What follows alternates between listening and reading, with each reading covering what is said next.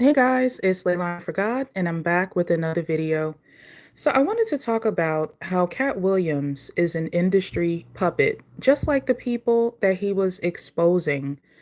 I know that a lot of people, most people who watched the interview, they automatically assumed that Katt Williams is a truth teller, and he's been telling the truth about industry puppets, people who are used to do things against their will for money.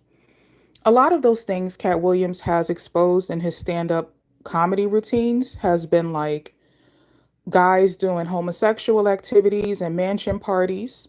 He's specifically called out other comedians by name, comedians that we've seen in television shows and comedians that we see that have a lot of success in the industry, like Jamie Foxx, Rickey Smiley. These people get a lot of attention. They get a lot of television shows, movie deals, big comedy specials. And Katt Williams has been naming them for years. I don't have a problem with being honest, but he's not being 100% honest. He's only telling a little bit of the truth. And I want to expose that Katt Williams is also a part of the industry that he is exposing. And that is the reason why his truth is very limited. He can only expose people that he will not have to pay any consequence for. And that's the reason why he primarily exposes other Black comics and Black actors. He doesn't really talk about the system overall, that we all know there's a lot going on that could be talked about politically, just based on the news. Like, that's one thing that comedians do a lot, is talk about the news. I don't understand why Katt Williams isn't talking about how many things are going on in the world politically. He really just focuses on exposing a few Black comedians. And I'm not saying he's lying. I'm saying that he's not really exposing anything because he's a part of the demonic system that is brainwashing everybody to see things in a negative way. And I'm going to prove that throughout the course of this video. So first, in this screenshot that I have here, I used for the thumbnail, you see Katt Williams is doing the one eye symbol on one hand. He's doing the 666, which is the mark of the beast on the other hand. He has multiple Freemasonic symbolisms. His hat has the compass, north, east, southwest. His wristwatch has the compass, and his ring has the compass. So this would indicate that Katt Williams is in fact a Freemason. I know a lot of people don't want to hear that and they don't want to believe that, but I'm going to prove it to you in this video. I'm going to prove it to you several times. So anybody who watches this video, they won't be able to deny that he is a Freemason puppet and the God that they worship is the devil. I'm going to prove that to you in this video as well. So he also is wearing a cheetah print jacket, and his name being Katt and him wearing the cheetah print would indicate that he's a part of the satanic programming that is of a sexual nature. Usually when they get females in the acting, modeling, music industry, they have to participate in a number of sex rituals. They have to go to these mansion parties, have sex with multiple partners. Sometimes they videotape it to use as blackmail against them later. And that's also the reason why a lot of men who were in the entertainment and mainstream media industries, even sports, any industry that we can recognize a person, they've had to go through a numerous satanic rituals in order to secure their place among the elite. What they call the elite are people who sold their souls to the devil. And Katt Williams is one of them. And like I said, I'm going to prove it to you throughout the course of this video. I just want you to understand where I'm going with this. So anybody who has a problem with the truth, anybody who's totally brainwashed by Katt Williams and doesn't think that he's an industry puppet, you might want to log off my video now, because this is not going to be good for you. This is going to get worse and worse and worse as the video goes on of me exposing the truth about Katt Williams being an industry puppet, which is a devil puppet. All right, so let's get into it. So Katt Williams initially became popular as a result of his participation or his role in one of the sequels to the Friday movie. I think it was called Next Friday. And Katt Williams got a role as this pimp character that has like, you know, I guess a pimp is like, they have prostitutes that they use their bodies for sale. So the first thing I want to say is his whole persona as a pimp is a negative reflection on Black people and the Black community as a whole. This goes back to slavery, when Black men and Black women were used to breed in order to have babies that were then sold into slavery. So the idea of Black men being hypersexual and pimping out women, it's an old-fashioned stereotype that's been perpetrated on the Black community, and it's hurtful. It's hurtful to the Black community for us to continue to perpetuate these type of stereotypes. Slavery is over. And according to scripture, slavery is over. Black people, we is free. I did a video about that. We are free. But the devil network hires Black actors and artists and singers and dancers and football and sports celebrities to continue to perpetuate a negative image of Black people. And that's what keeps us down. Thank you for everybody who joined the live. Hi, Oyela. It's good to see you. Everybody check out Oyela's channel. She does some really great content that I really enjoyed, especially her collection of underground hip hop music. So thank you for joining, Oyela. Good to see you.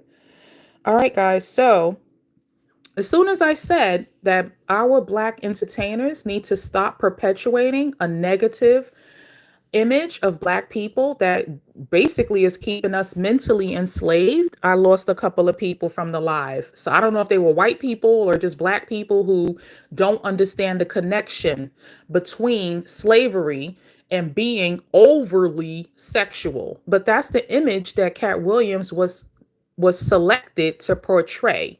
So not only is he famous for being a pimp, that is a persona that he has maintained over a long period of time. Okay, this is his permanent persona. He always has to keep up this role that he's a pimp.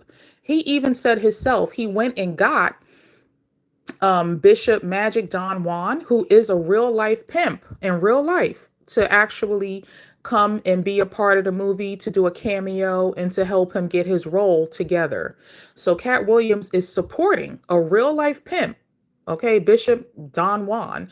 And another person who supports that pimp is Snoop Dogg, the rapper. And Snoop Dogg also has a pimp persona. Snoop Dogg even made pornography films.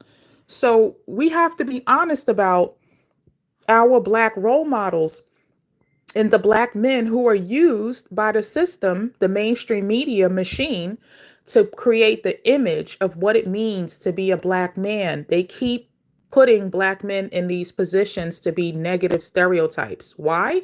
Because it influences the youth, it influences the masses of people, and then people perpetuate those behaviors in real life. Now, aside from the fact that he portrays a pimp, he also is wearing a wig. Okay, he's a man wearing a woman's wig. So he is playing an effeminate character, and he denies that he ever wore a dress. And I understand that he may not have worn a dress, but he's worn a lot of wigs. And I'm talking about Katt Williams. So by him putting all of these wigs on, he is making himself as a Black man. He is effeminate. He's being effeminate. He's being feminine. He's making himself appear to be less masculine as a man. And this is also a negative stereotype that's keeping the Black community in mental slavery. So when people look up to these people because the Devil Network puts them in positions of mainstream media, and then the majority of Black people around the world are looking at these Black men, but they're dressed like women, they're acting like women, they're pimping Black women. It's a bad negative portrayal that's not helping the Black community advance. Furthermore, Katt Williams said he was homeless during the filming of that role where he played a pimp. He said that he lost his 2 front teeth because one of his children, he picked them up and he said they picked up his necklace and dropped it on his mouth and he lost two front teeth or whatever. So when he decided to sign on and play this role as this pimp named Slickback, he basically was doing it from a position of somebody who was desperate, who needed money. Katt Williams said he lived in his trailer on that movie set. Now, mind you, that's the movie that made him famous. Now, the thing is, I would say that that's the moment that he sold his soul to the devil. He was desperate. He was homeless. He had a child, that his biological child. And he felt like he had to do whatever he had to do to survive at that point. If he had to live in his trailer on the movie set, he was desperate. And in my opinion, that's the moment that he sold his soul to the devil, took on this pimp persona, started wearing wigs to make himself effeminate. And this is what has become what he's known for and is the most successful for in his career. That's called selling your soul to the devil. Here's a couple of pictures of Katt Williams from other movies that he's done where he's wearing a wig, a very long feminine wig. And he's got a short wig in this other movie that he did where he played a choir director in a church. And he, in my opinion, behaved as like a homosexual in that particular role in this movie where he wore the short wig. So even though he says he never wore a dress, and he criticizes other Black actors who did wear the dress, him wearing the wigs and acting feminine himself is just the same as everybody else who wore the dresses. And don't get me wrong, it's not only Black actors that have worn dresses. The white actors have done it too. All you have to do is Google it. Why? Because Hollywood is a satanic network and they have very specific rituals that they have to do to please the devil. And believe it or not, this is what spiritual warfare is all about. What the devil wants from these people is for their talent, because Katt Williams is talented. Katt Williams is funny. Katt Williams is charismatic. I'm not saying that he's not really talented. I'm saying that he has sold his talent to the devil's network for his own survival. And when you sell out to the devil, like I always say in my videos, the devil is just going to rag, tag, and drag you. It's going to be a very difficult way to live for all of them. If you look up on YouTube, forget about the Black people, look up the white celebrities that admitted that they sold their souls to the devil, like the rapper Eminem, the singer Lady Gaga. They have admitted that they've done satanic rituals. They say they can't sleep at night. They have nightmares. It's a miserable life. So just because they're rich and famous, who wants to live like they have nightmares about demons chasing them and they can't sleep at night? Like, is it really worth the money when you're completely scared and miserable when you're awake? That's crazy. It's not worth the trouble. Anyway, let's move on. So it says here, Katt Williams was right. Hollywood is sick. And basically, a person did an article about how Katt Williams talked about other Black male actors wearing the dresses and the wigs. You know, he criticized Martin Lawrence, Jamie Foxx, Tyler Perry, and Kevin Hart. But like I'm saying, Katt Williams, basically, in my opinion, he wore the dress too by the simple fact of him acting in a feminine way and wearing those wigs. So who is he to say, oh, they're doing stuff, but meanwhile, he's doing it too? You see what I'm saying? So when you look at this, it has a very long history. It goes back very far. Men have been dressing as women in theater ever since before television and movies. This is a very old-fashioned thing. But like I said, this is what Hollywood is about. It's about rituals that are created by people who are Satanists. And so in order to be a part of the Hollywood network, you have to do the rituals. And if you start with Hollywood, you know, and like I said, these people are talented. These people who play sports, they are talented. They are good at what they do. It's not that they're not good at what they do. It's that they're selling their God-given abilities for money and for comfort in life. They're selling their gifts. That's selling your soul to the devil. Okay. It says here over 70 black male entertainers that said yes to the dress. So somebody did a video already. Multiple people did videos where they go over this ridiculous list of black males who gave in and wore the dress. Dave Chappelle tried to say he never wore a dress. That's a lie. Dave Chappelle wore a dress like 20 years ago in some movie. I think it was Dave Chappelle did a movie called Robin Hood, Men in Tights, and I think he wore a dress in that film. You know, so nobody's exempt. It's like if you want to be in this, if you want to be mainstream, if you want to be on television, if you want to be in movies, if you want to be rich, like a millionaire and famous, you have to go through those satanic rituals. The devil is not going to give you no free pass because you are really talented. You have to bow down to the devil one way or another. Here goes some more pictures of Katt Williams wearing wigs. Again, this is very effeminate. If you know black men in real life, they don't just easily agree to put on a wig. They don't just agree to start speaking in a gay tone of voice if they're not actually gay, you know? So these guys are doing this for money. They're doing it for money and fame. That's called selling your soul to the devil. Katt Williams admitted in an interview he did, he said, I should be doing more than just telling jokes. And that means that Katt Williams is aware that his voice is powerful.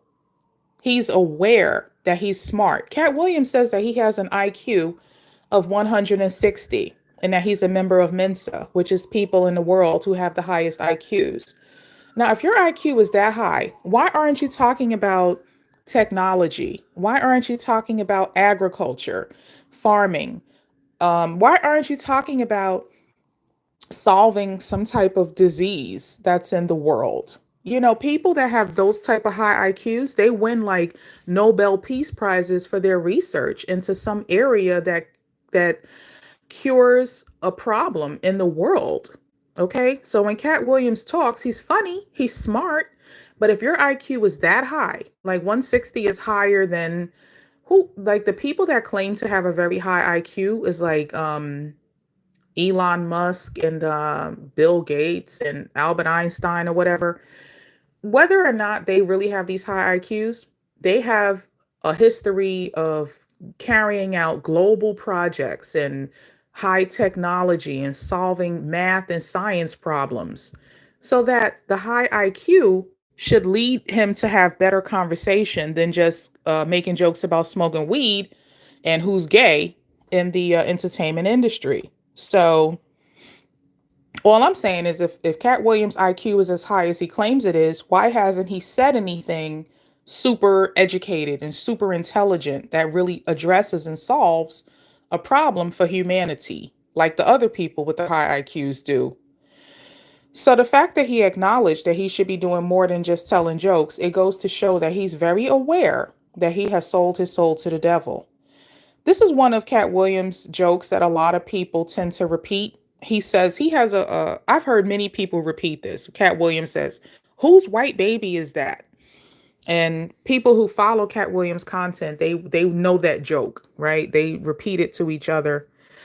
But what I wanted to point out is, even though that's one of his like most funniest sayings in his movies that he's been in, look how he portrays himself. His hair is messy. He's smoking a cigarette. He's in jail on a telephone call in jail.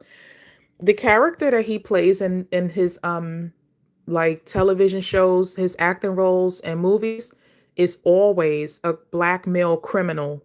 And this is what I'm talking about. We don't need these type of negative stereotypes. Okay? Black people in America are extremely successful as a result of hard work. Okay?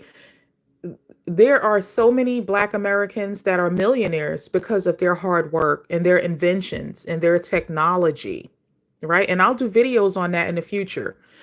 But what I'm saying is we don't need these negative depictions being pushed as the mainstream image of what it means to be a Black man, to be in jail, smoking cigarettes because you're a career criminal. That's not the truth about African Americans at all. But that type of information is what keeps us in a negative place. Katt Williams was on a television show, NYPD Blue, in 2002. Once again, he's being interrogated by the police. His hair is all messed up, like he's been up all night on drugs. He's injured. His hand is bleeding. Again, every single role that Katt Williams has played has portrayed a negative image, a negative stereotype of black men. Katt Williams was on this television show called Atlanta, which was created by a black male named Donald Glover. So I watched the show because I like to watch shows that have black actors, okay? Because the overwhelming majority of television shows and movies have white actors. So when I see a show come out that has a lot of black people in it, I'm interested. I want to see black faces on the screen. So I watched the show. When I watched this episode with Katt Williams, he played a mentally ill character, a crazy guy from Florida called Alligator Man or something like that. And like he was running down the street with his hair all crazy, running, acting crazy. Once again, every single role that Katt Williams gets is a negative portrayal. He never has a role where he is a masculine black man who takes care of his family, has respect for women. Never. Every single television and movie role that Katt Williams has portrayed has been a negative depiction of black men. This is a scene from him in that television show Atlanta, looking crazy. Okay. If y'all, go back and look it up and watch that particular episode where Katt Williams was featured, you'll see for yourself. He was like a complete like lunatic, a mentally ill person in that role. The person who was the producer of that show, Donald Glover, when he went to the award ceremony, Donald Glover did the 666 hand sign, which is for the mark of the beast, which indicates that he is a demonic puppet. And of course, you would not be invited to these type of, I don't know what they call these things. These, I don't know, the Met Gala and the award shows, like all of that stuff is for people who are in the devil's network. You have to go through those rituals. They have their own calendar. They have a whole calendar of witchcraft and satanic holidays. And guess what the first holiday is on a satanic calendar? It's New Year's Eve. So people who celebrate New Year's, that's a satanic holiday. And that's on the satanic and witchcraft calendar, as well as Halloween, Christmas Eve, Easter. All of these holidays people are celebrating, thinking that's about God. They celebrating the devil. That's their God. Anyway, people don't want to hear that because they don't want to change. But they don't realize they put in a lot of money and time into the devil. Anyway, so the guy who made the show Atlanta is this guy, Donald Glover. He's at one of the award shows. He's wearing a coat that has the Illuminati pyramid with the all-seeing eye, which is the one-eye God that they believe in. And it has the sunburst because they worship the sun. It's a long story. I've done research on what all of this stuff means. Basically, the Freemasons, they believe in Egyptology. And so the one eye is like representative of Egyptian deities that they worship as gods. But the problem is those are people who really lived in real life. So they're worshiping dead people. Okay, it is what it is. That's what they do. They know that that's what they're doing. And you can't become rich and famous in the mainstream media unless you get down with that agenda. So here you see Katt Williams is wearing the one eye symbol on his t-shirt. He won an Emmy for his role in that show Atlanta, playing the character Gator Man. Now, mind you, Katt Williams, that was one episode. He was not in the whole season of the show Atlanta. For one single episode of Katt Williams acting like a crazy man running down the street with his hair all over his head, screaming and just being like a black person on drugs. He won an Emmy for that. That was not a difficult role to pull off because in his real life, he has an extensive list of arrests, which I'm going to show you guys throughout the course of the video. We're going to go over a huge portion of his arrest history, and we'll talk about that in a few minutes. But I just wanted to show you guys, they gave him an Emmy Award for his portrayal of a crazy person on one episode of the show Atlanta. And so I don't really think that in the Devil's Network that the real reason they gave him the Emmy was because he did that role in Atlanta. I feel like you could tell in this picture that he's kind of starting to go gray. So I feel like the reason why they gave him the Emmy is his overall, his entire career of only promoting a demonic stereotype of black men. They finally awarded him an Emmy because he's maintained the whole pimp character, and he's managed to fool, to trick and deceive millions and millions and millions of people. And so they finally awarded him an Emmy for his entire career of spreading a satanic agenda among the black community to keep black people enslaved under a satanic network. So Shannon Sharpe interviewed Katt Williams. Shannon was acting like a slave. He was like, "Oh, Katt Williams, why you saying that? Oh, what, don't say that. Oh, no. Why you doing that? You gonna get me canceled."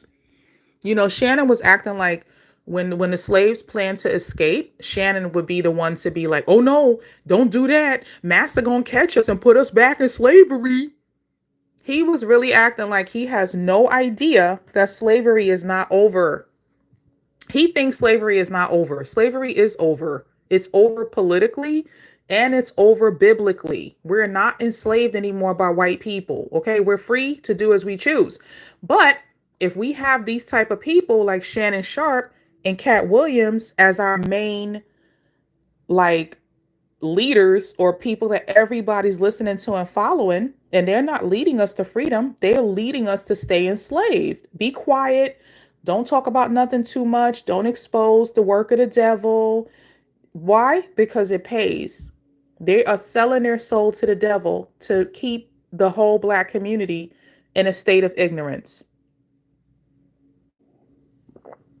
Aside from that, he's got the little pyramid hand sign going on in this picture. Now, granted, Shannon Sharpe is a rich and famous sports figure. So, of course, he's been heavily indoctrinated by the Hollywood satanic system because they don't allow people to just become rich and famous unless they've done rituals to show that they're down with the network. And you guys might not believe this, but you can look it up on YouTube about how sports are rigged. And people have shown that there are magnets in the balls, whether the sport is football, basketball, golf.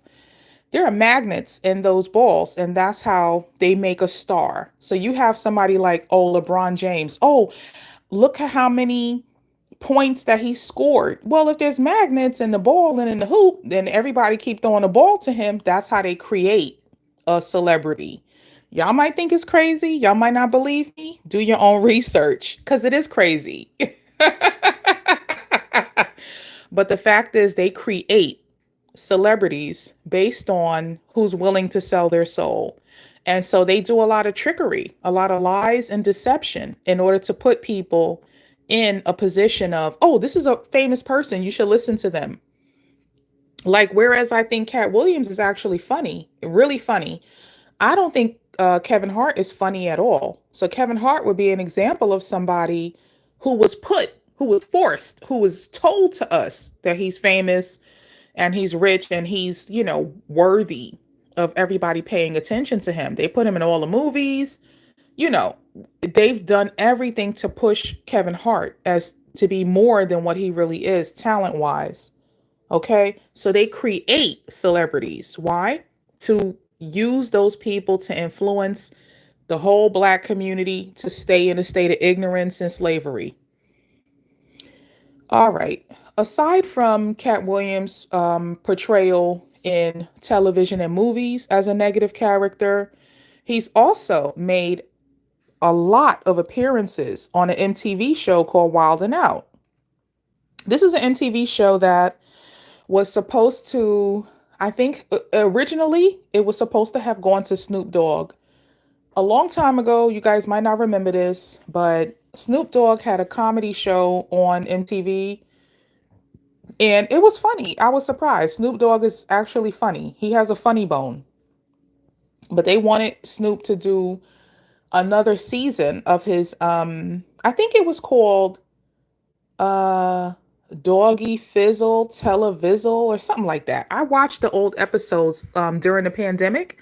I discovered it. It's an old show, but you know, during the pandemic, we were all bored. We were at home, so I was just trying to find any old stuff to watch that was entertaining. So I watched his season on MTV, right? Anyway, what happened was Snoop Dogg did not want to renew the contract because they didn't want to pay him what he felt he was worth because his show did really well on MTV. So what they did was they got Nick Cannon to do the show that they wanted Snoop Dogg to do, the comedy show. And that show was Wild and Out. So Snoop Dogg actually made an appearance. He's made more than one appearance on Wild and Out with Nick Cannon. And in one of those appearances, Snoop Dogg, when he was doing his freestyle rapping, he said it. He said, "Nick, this was my show and I gave it to you." So he exposed the whole show when he did that. Anyway, I'm saying all of that to say the main way that Katt Williams became popular beyond him being the pimp role on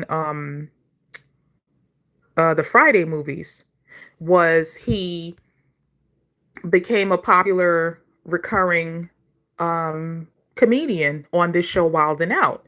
So a lot of people watch MTV, you know, around the world, and Katt Williams gained a lot of fame from that.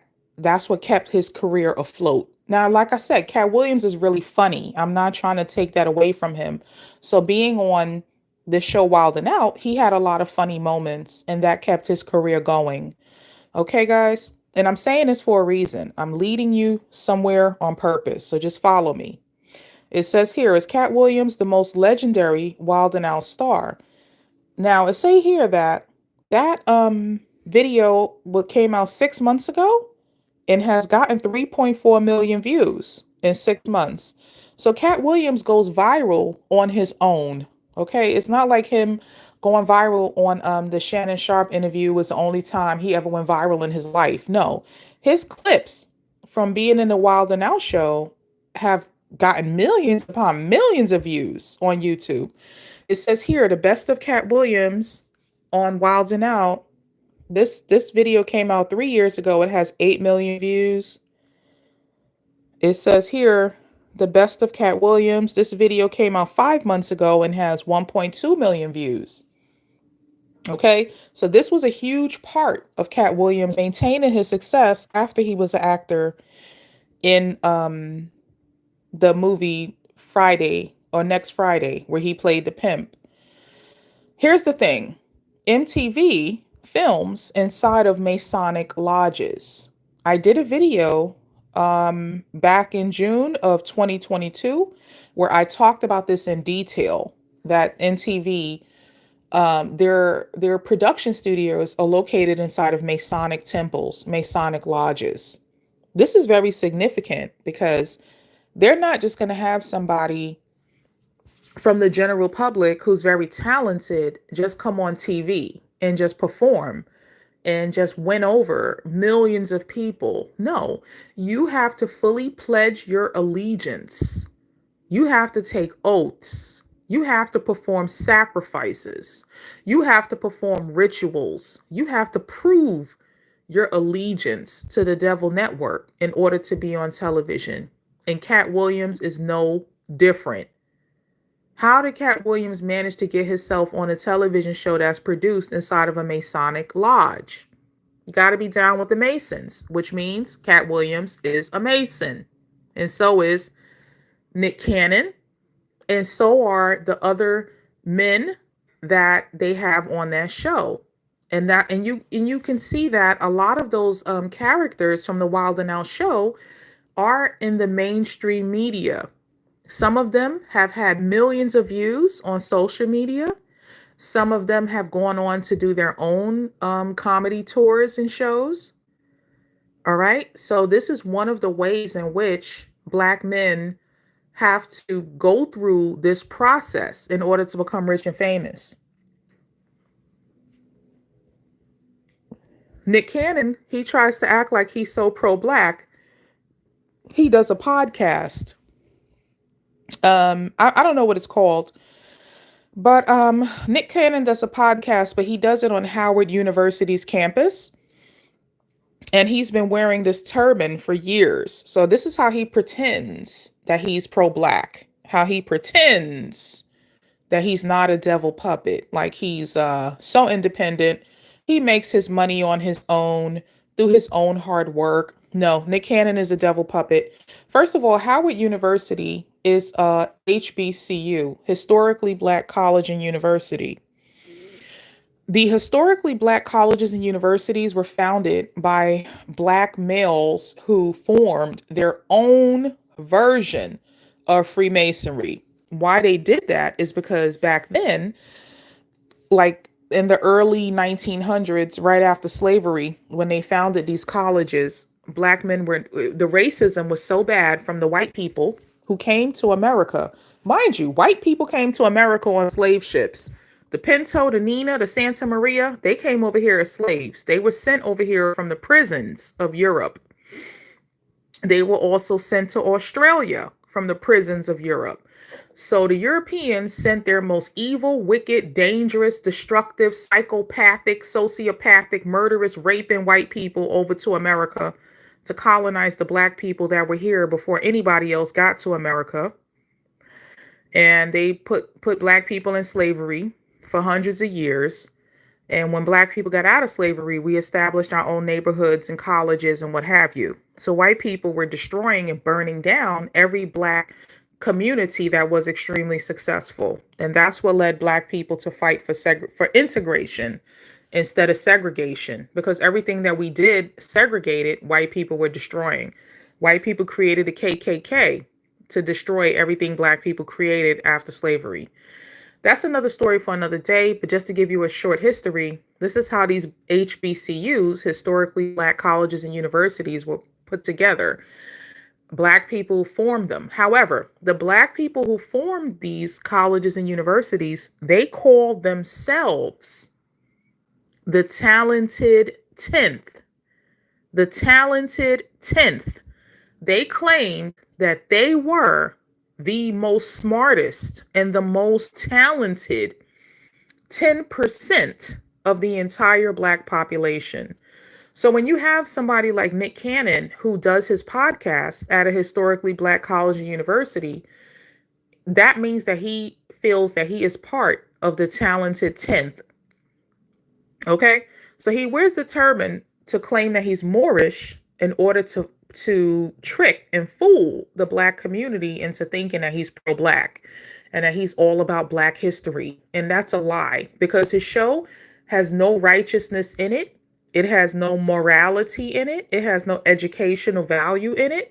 Nick Cannon's show is another portrayal of Black men as minstrels, behaving in a way that is degrading and stereotypical to the Black community. Now, in addition to the fact that he does his show out of Howard University, which shows that he's a devil puppet, that he's not really pro-Black, the fact that he's trying to be a fake Moor, I did a video back in December of 2021. This is now 2024. So I did this video 3 years ago, that the Moorish belief system that's practiced today is a branch of Freemasonry. So it says here, Moorish equals Freemason, which is controlled opposition. If you don't believe me, go back and watch my video from 3 years ago. So the fact that Nick Cannon is wearing a turban and claiming Moorish is a secret way of him admitting that he's a Freemason. And people who go to HBCUs, historically Black colleges and universities, The majority, or a lot of them, they pledge to low-level Freemason organizations called sororities and fraternities. Every single one of the HBCUs has a sorority or a fraternity, and they call themselves Greeks. And when they pledge to those Greek fraternities and sororities, they sell their souls to the devil. And that's the reason why the majority of Black people that you see in television, entertainment, and music, they are pledged to either a fraternity or a sorority, because it's a low-level form of Freemasonry where they perform the rituals that they have to perform to show their allegiance to the devil before they're allowed to become a part of Hollywood. Now, I know I'm talking specifically about Black people, but just real quick, I want you guys to know the Jimmy Kimmel Live show is filmed. It says the nightly hour-long show is held at Hollywood Masonic Temple in Hollywood, California. Jimmy Kimmel Live is an American late night political satire talk show created and hosted by Jimmy Kimmel, broadcast on ABC. The nightly hour-long show is held at Hollywood Masonic Temple in Hollywood, California. Yes, oh yeah, the Moors also sold out. That's why I made that video a couple of years ago. Black people think they're doing something pro-Black by joining the Moors, but the organization of the Moors that exists today is a low-level Freemasonic branch, and they believe in the devil. And people don't want to hear this. They don't want to believe it, but I'm going to say it anyway, okay? Because these are the people that they use to influence the masses of Black people. And that's the reason why Black people are still in slavery. That's the reason why all the rappers talk about sex and drugs and crime. It's to keep Black people in a state of mental slavery. Slavery's over. We're free. We can make money and make moves without the white people destroying everything we have like they used to. Right? But we can't do that because we look up to these people, these Black people that are still perpetuating negative stereotypes. But I just wanted to prove to you guys using the Jimmy Kimmel Live show, because he's a white man, and I think he has the Roots as his band that plays for him every night for years. Those are Black men who we think as positive, pro-Black community activists. They have never done not one piece of community activism, but yet they're performing as the Roots band in the Jimmy Kimmel Live show, which is in a Masonic lodge. No men are going to be performing in a Masonic lodge unless they're Masons. So please understand how all of this stuff ties together. The Devil's Network is very specific and very clear. You get down with the devil, you sell your soul to the devil, you could be rich and famous. If you don't, you won't. That's it. This is the definition of spiritual warfare. Here's an article about the actor Kel Mitchell's ex-wife stated she found him in bed with Mariah Carey's husband, Nick Cannon, who was dressed in drag, confirming previous site claims. This article was written in July of 2022. Kel Mitchell, he got famous on Nickelodeon. He did a TV show called Kenan and Kel. Kenan is now a longtime actor on Saturday Night Live, a major television network. Kenan and Kel being on Nickelodeon is also a major television network because children have a lot of power when it comes to the industry, because children harass their parents to buy stuff for them. Kids are like, buy me this toy I just seen on the commercial, so kids harass the parents to make purchases. The parents make the purchases. So that's the value of children to the Devil's Network. Also, the programming in children's television, the cartoons and the channels that are dedicated towards children, there's a lot of satanic programming in it. They teach the kids from a young age to accept devil knowledge and devil symbols. So as they get older, they won't see anything wrong with it. It'll be natural and normal to them. Anyway, so Kenan and Kel had TV shows, and so did Nick Cannon on Nickelodeon. Their shows were huge hits. brainwashing all the little kids all over the world into satanic symbols and signs and information. Anyway, this article is about the fact that Kel, his ex-wife, she's been doing interviews on the internet. She did interviews on YouTube, and she did interviews with different bloggers online. So you guys can look this up for yourself. She said she found Nick Cannon in bed with her husband, Kel Mitchell, and that Nick Cannon was dressed in drag, meaning he had on a wig and a skirt. Okay. It says here in the September 7th, 2013 article, Mariah Carey's husband, Nick Cannon, has homosexual tendencies. She stated, Nick Cannon, the husband of the singer and chronic copyright infringer Mariah Carey, has homosexual tendencies that aided his career. So Nick Cannon was acting like a homosexual, or was homosexual, in order to advance his career. The source informed the author of the article that Nick let men touch him for career favors in Hollywood. Nick let men touch the Cannon for career advancement and becoming a star. Okay? So again, the ex-wife of Kel Mitchell of Kenan and Kel Show, and I think they also had a successful movie, Good Burger. Welcome to Good Burger, home of the Good Burgers. Those guys are gay, and that's the reason why they were mainstream. Okay? And it's sad because Nick Cannon also became popular and mainstream on Nickelodeon, and all three of these guys, they became popular and successful as young teenagers. So who knows what type of satanic rituals that they were put through. And one of the main satanic rituals is anal sex. So it's sad because they were probably taken advantage of by men who were much older than them.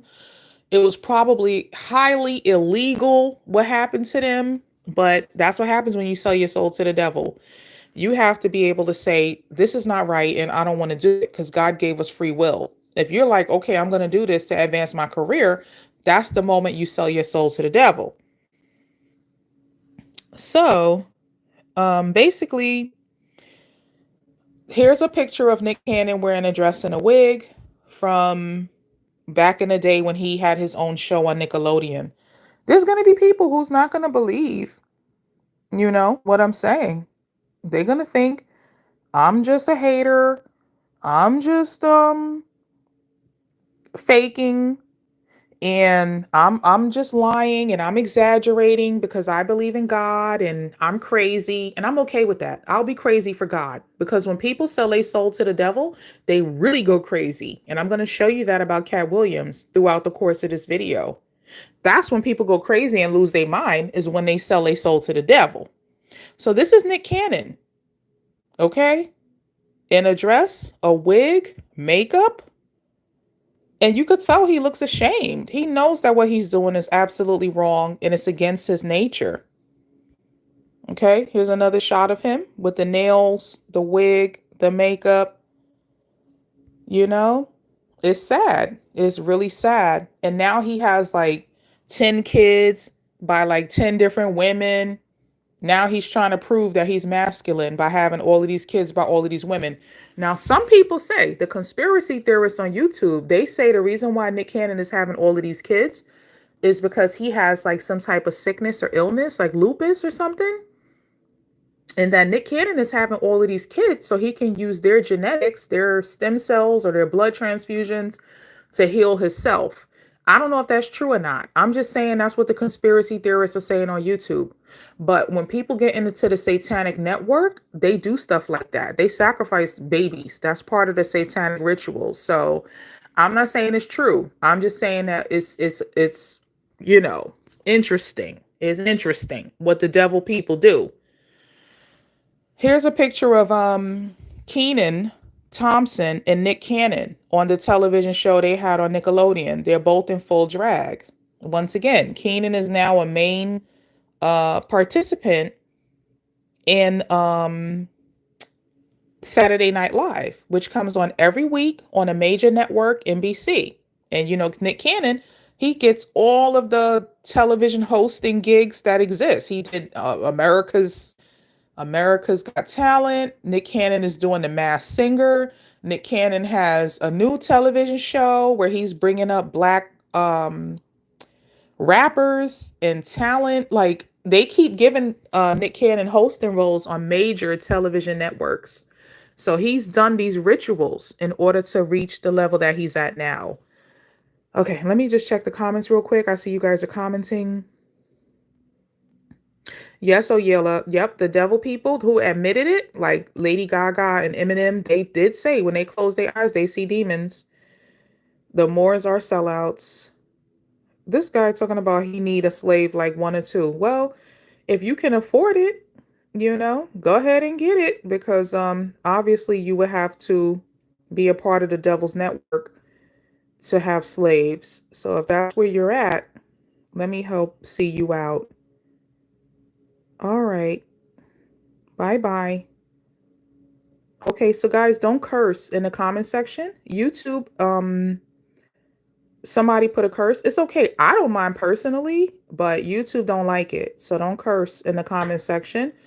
Or if you're gonna curse, you have to put like a some type of, like, misspell it. Okay. Devin said he agreed. Yep. Queen Sugar. She says, so Katt feels right at home in the Masonic building because he's not against the Masons. He's only putting on a dress, period. Exactly.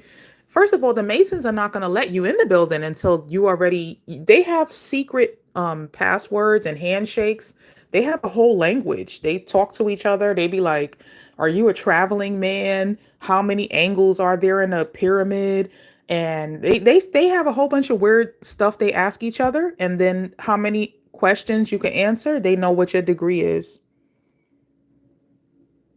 Queen Sugar said that's why they're always wearing, I can't see the last word because it's covered by my by the view. But yeah, thank you guys for joining the live and being in the chat. I appreciate it.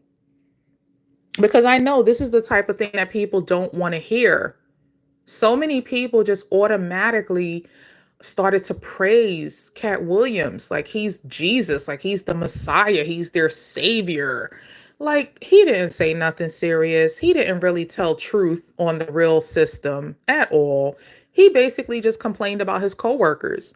What Katt Williams said in that interview with Shannon Sharpe, that's the equivalent of when you go home at night and you tell your friends or your family or your loved one what happened today at work. Oh, this coworker, I hate them. They hate me. They're always trying to get me fired. They always doing stuff to bring me down. It's just complaining about your job. He didn't say anything that really exposed the system for what it is. Oh, Queen Sugar said that's why they always wearing shades. Yes. Yes. I don't want to get off subject, but yes, the eyes are definitely the window to the soul. And for somebody who's not in the devil's network, you can see in their eyes that they're demonic. So yes, that is why they always wear shades. It's very true. It's very true. Very true. Okay, so here on protecting Nick Cannon from rappers on Wild 'N Out. Katt Williams said, I've known Nick Cannon since he was 14. Nick Cannon has never called and asked me to do one single thing, and I've turned him down. What I did in Wild 'N Out was to be his protector and his voice with hip hop. Why would Katt Williams need to protect Nick Cannon from rappers on Wild 'N Out? Is it because even though Nick Cannon was the host of the show Wild 'N Out, that in order to get rappers to show up and perform on the show, maybe he had to perform some anal sex type of activities? Why would he need Katt Williams to protect him from rappers on Wild 'N Out? Katt Williams is only 5'5" according to himself. Katt Williams is the height of a short person, a small person, what they used to call a midget. How can Katt Williams possibly protect Nick Cannon, who's much bigger than him? So what were you really protecting Nick Cannon from? If you've known Nick Cannon since he was 14, Nick Cannon looks more than 14 in this wig and this dress. So what was you protecting him from? Anyway, I did a video talking about Rickey Smiley and his participation in the HBCU, the Historical Black College and University Freemason fraternities and sororities. Okay, in this video I did in January of 2023, so 1 year ago, I did a video. Rickey Smiley blames generational curses and death of his son, Brandon Smiley. In that video, I talked about how Rickey Smiley is a part of the Devil's Network, and the significance of that is that Katt Williams was exposing Rickey Smiley for wearing a dress and being feminine, effeminate, and acting gay and all type of stuff. But why would you say all of those things about Rickey Smiley? But when it comes to Nick Cannon, you protected him. When Nick Cannon did all of the stuff that you accused Rickey Smiley of doing. Nick Cannon did all of the stuff that you accused Jamie Foxx of doing. Nick Cannon did all of the stuff that Katt Williams exposes other Black comedians for doing. But Katt Williams protected Nick Cannon. So why are you holding all of those things against Rickey Smiley? You see Rickey Smiley's doing a 666 hand sign on his coat lapels. The 666 hand sign is something that is part of the Freemason communication codes. When they do that in their pictures that are going to be shown in mainstream media, magazines, television shows, and movies, that's how they signal to each other that they're all in the Devil's Network. So when you see them doing this hand sign, it's on purpose. It's not an accident. Now, here's the thing. Katt Williams does all of this stuff. In the thumbnail, you see Katt Williams doing this over one of his eyes. And I'm going to show you a bunch of pictures. Katt Williams is always doing this one, pointing the finger in all of his pictures that he takes for mainstream. Okay? And you see right here, this hand sign at 666. Katt Williams is always doing this one as well. I'm going to show it to you in some pictures we're going to see in a few minutes. I also want to show you, I'm going to show you some other Black comedians that also do the pyramid hand sign. And this is the devil horns. A lot of people do that as well. When you see this stuff, you got to pay attention, because that's how you know these people is down with the Devil's Network. So Rickey Smiley was doing a 666. I exposed that. I exposed Rickey Smiley's participation in a whole bunch of devil activity. But look at Katt Williams. Finger point. He has a lot of pictures doing a finger point. He has a lot of pictures wearing stars on his clothing. I'm going to prove to you these is all devil coding. Here's a picture of him with Hazel E. She was an industry hoe. She's had a lot of relationships with men who are rappers and singers, and she's been on reality television shows. So she's in the Devil's Network. The women have to go through just as much, if not more, sexual activity, orgies, and letting men gangbang them in order to get into television and movies and stuff. So Katt Williams had a long-term relationship for a couple of years with Hazel E. after she had already been ran through by the industry. And you see her hand almost looks like a man hand. So I don't know. Maybe, I don't know. I hope she's a woman. But whatever the case may be, her hand is twice as big as his, but she looks to be shorter than him. So her hand shouldn't be bigger than his. If she's a female, it should be smaller, being that they're the same height, or she look even shorter. Anyway, that's another story for another day.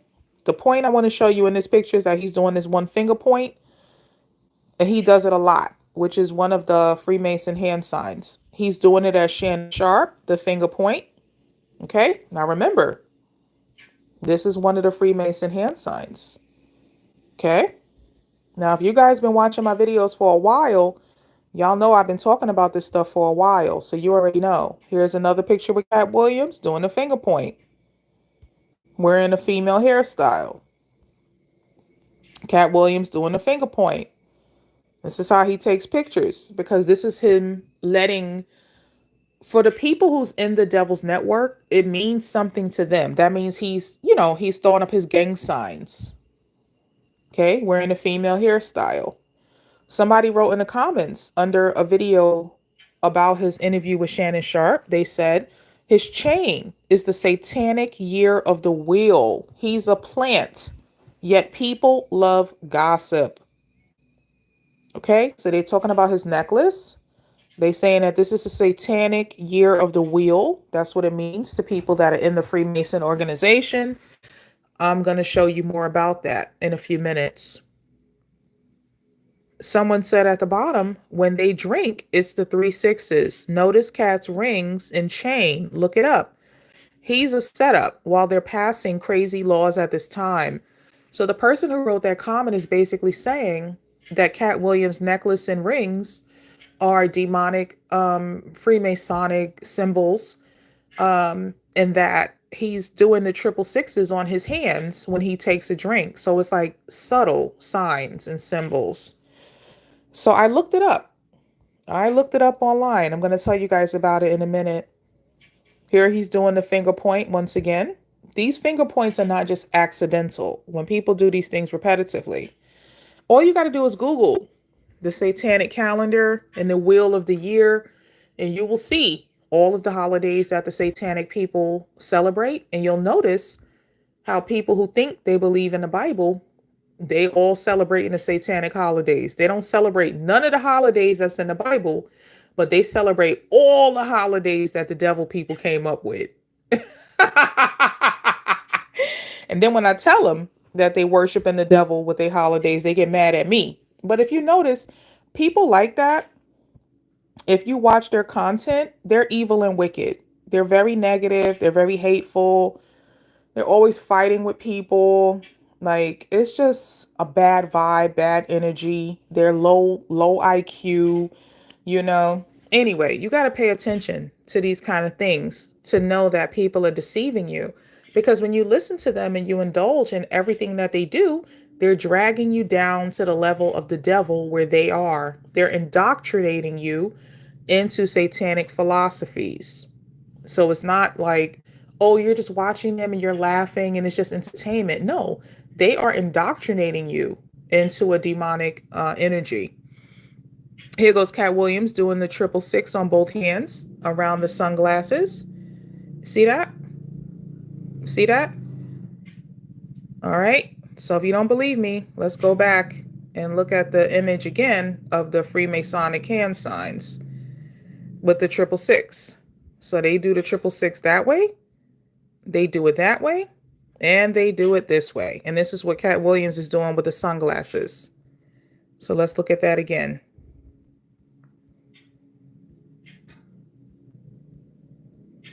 Okay. See? All right. Here he's doing it again with the sunglasses and the Magic Mike. Or was it Magic Mike? No. A pimp named Slickback. Slickback, yeah. That was what it was. That's the character he played in the Next Friday movie, doing the 666 hand sign on the glasses. He's got female acrylic nails. He's wearing a wig, a female wig, and he's portraying a pimp. 100% negativity. This is not of God. This is all the work of the devil. It is what it is. And it's interesting because he's wearing red and black and white. Those are also Freemasonic colors.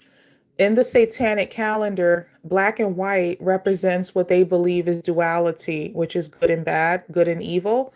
And then the red represents blood sacrifices that they perform, because there's a lot of so-called gods that people who worship the devil believe in. They don't all believe in one. It's all different kinds of gods that they believe in, but all of them require blood sacrifices. They have to get blood from somewhere. Either they sacrifice in animals or people, or they cut themselves. They cut their own skin and their own flesh and spill their own blood as part of their satanic rituals. So it's really bad. It's really disgusting. It's really evil. It's really wicked. But that's what the significance of the red and the white and the black is to them. So he's showing that he's done his rituals. He's wearing a wig to be feminine. He's got the nails. He's doing the 666s. He's showing his allegiance to the devil. So here's a screenshot from TMZ. Katt Williams looking completely crazy and out of his mind, because that's what happens to people after they sell their soul to the devil.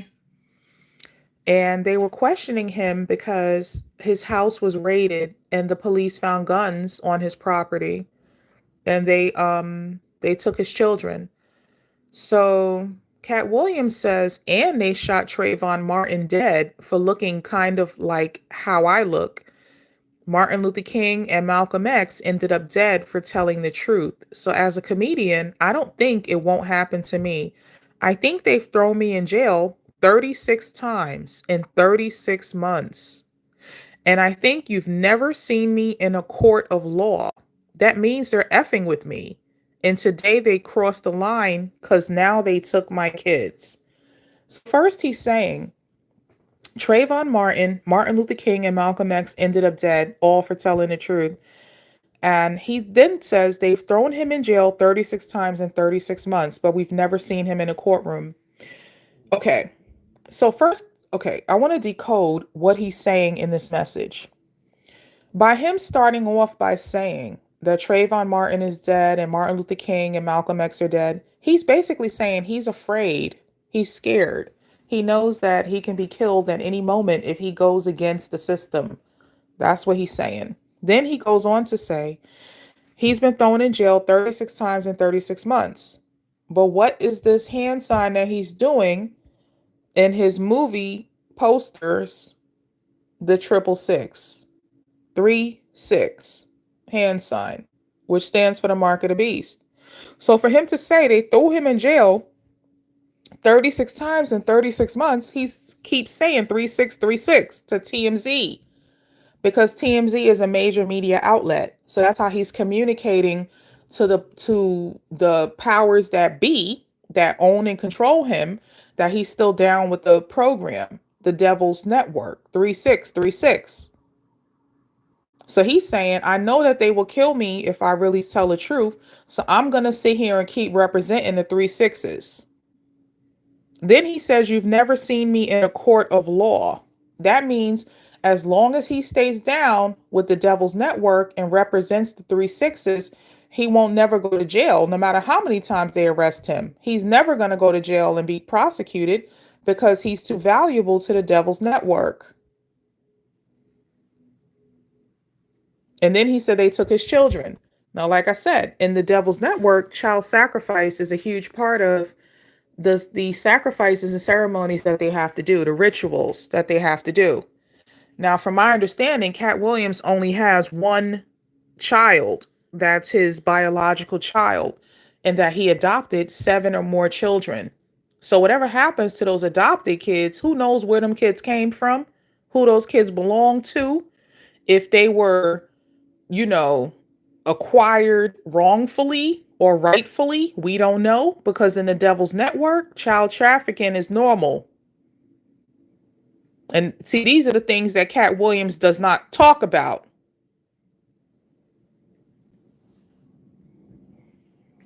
Katt Williams did an interview after his interview with Shannon, Sharpe on Club Shay. He went and interviewed with Willie D. He goes on to say to Willie D, there are 30,000 known comedians in America. Again, when they start talking in these 3s and these 6s and these 9s, it's coded language. This is how he has to communicate that he's still down with the Devil's Network. He goes on to say, there are 30,000 known comedians in America that you could have went to, and they would have told you this is against my character. I'm known for confronting my issue head up, be it Satan or his affiliates. He says, I don't care if you're 6'6". Okay, so he already put the 3 with the 30,000. He talks about Satan and his affiliates, and then he says, I don't care if you're 6'6".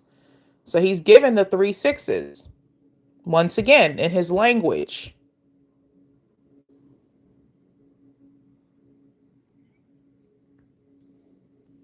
Here's a picture of Katt Williams on a talk show, The Real, with Lonnie Love. Katt Williams is wearing a lightning bolt on his t-shirt on this television appearance. The significance of the lightning bolt. In the scripture, Jesus said, I saw Satan fall like lightning from heaven. So when you see any mainstream celebrity wearing a lightning bolt, they get it tattooed on their bodies, their faces, they wear it in their clothing. The lightning bolt represents their belief that Satan is their God.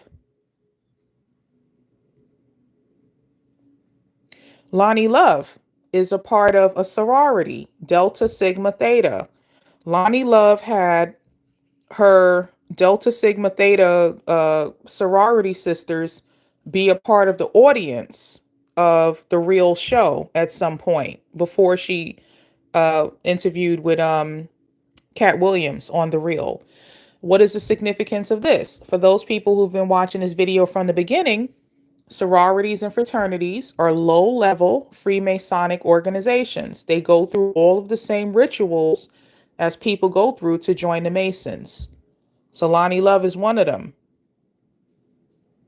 Katt Williams interviewed with Sherry Shepherd 3 months ago. It says here, Katt Williams and Sherry Shepherd's first date failed. So at some point, Katt Williams tried to take Sherry Shepherd on a date. They're both comedians, right? Sherry Shepherd is also a member of a sorority. Sherry Shepherd posted on Twitter, which is now called X, "Tell me some positive stuff your fraternity or sorority has done." Okay? Katt Williams is only associating with other devil puppets. Katt Williams performs. He wears lightning bolts. There it is on his jacket, just like it was on his t-shirt in the other picture. He has stars all over his jacket and his pants. And he's got the Freemason necklace on that looks like a compass. Okay? This is all very symbolic to the Devil's Network. What a classy thing to do. Comedian Katt Williams sponsors Melba Moore's $75,000 star on the Hollywood Walk of Fame. So Melba Moore is a singer from like the 80s. And basically, Katt Williams paid $75,000 to help Melba Moore get a Hollywood star on the Hollywood Walk of Fame. This star is a demonic, satanic symbol.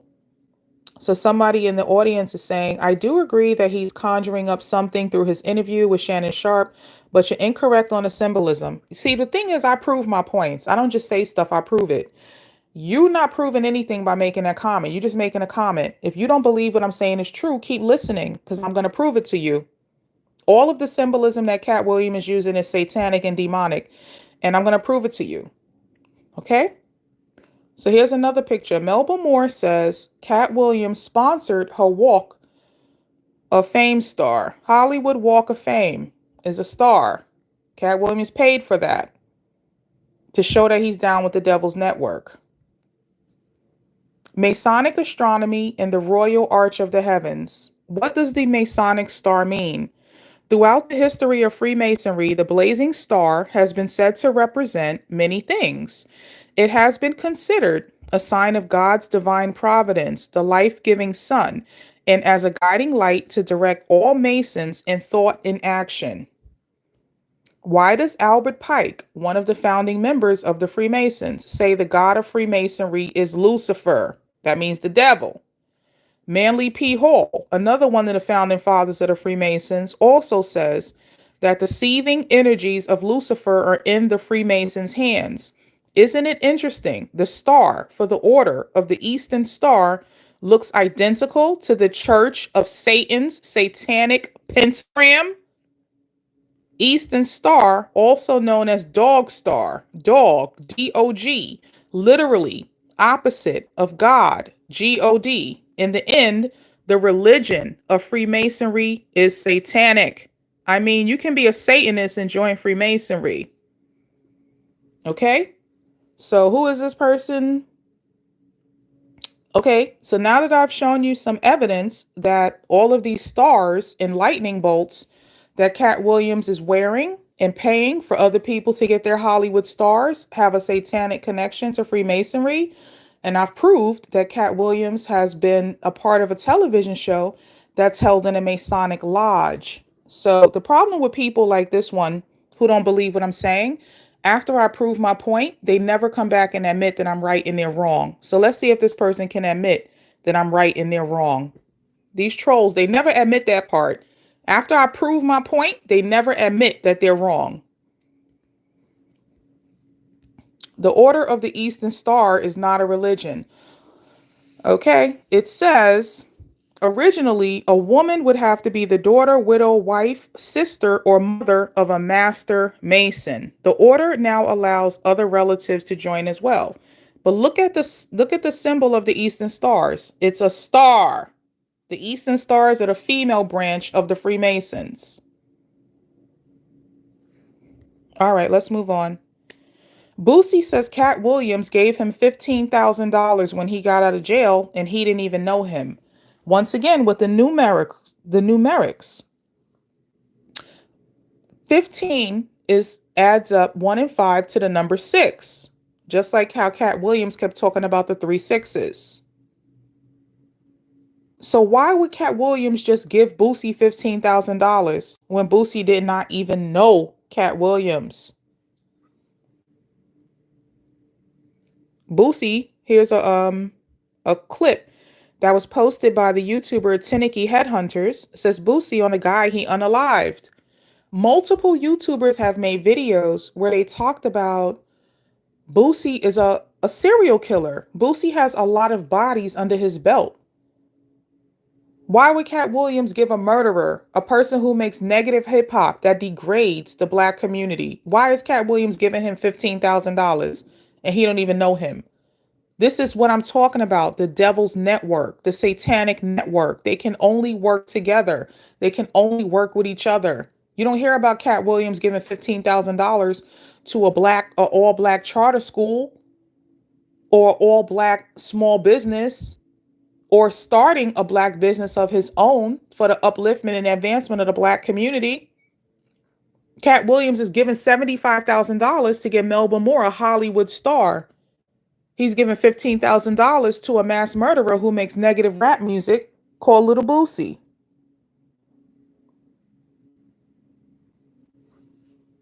Why is Katt Williams using his money in these ways?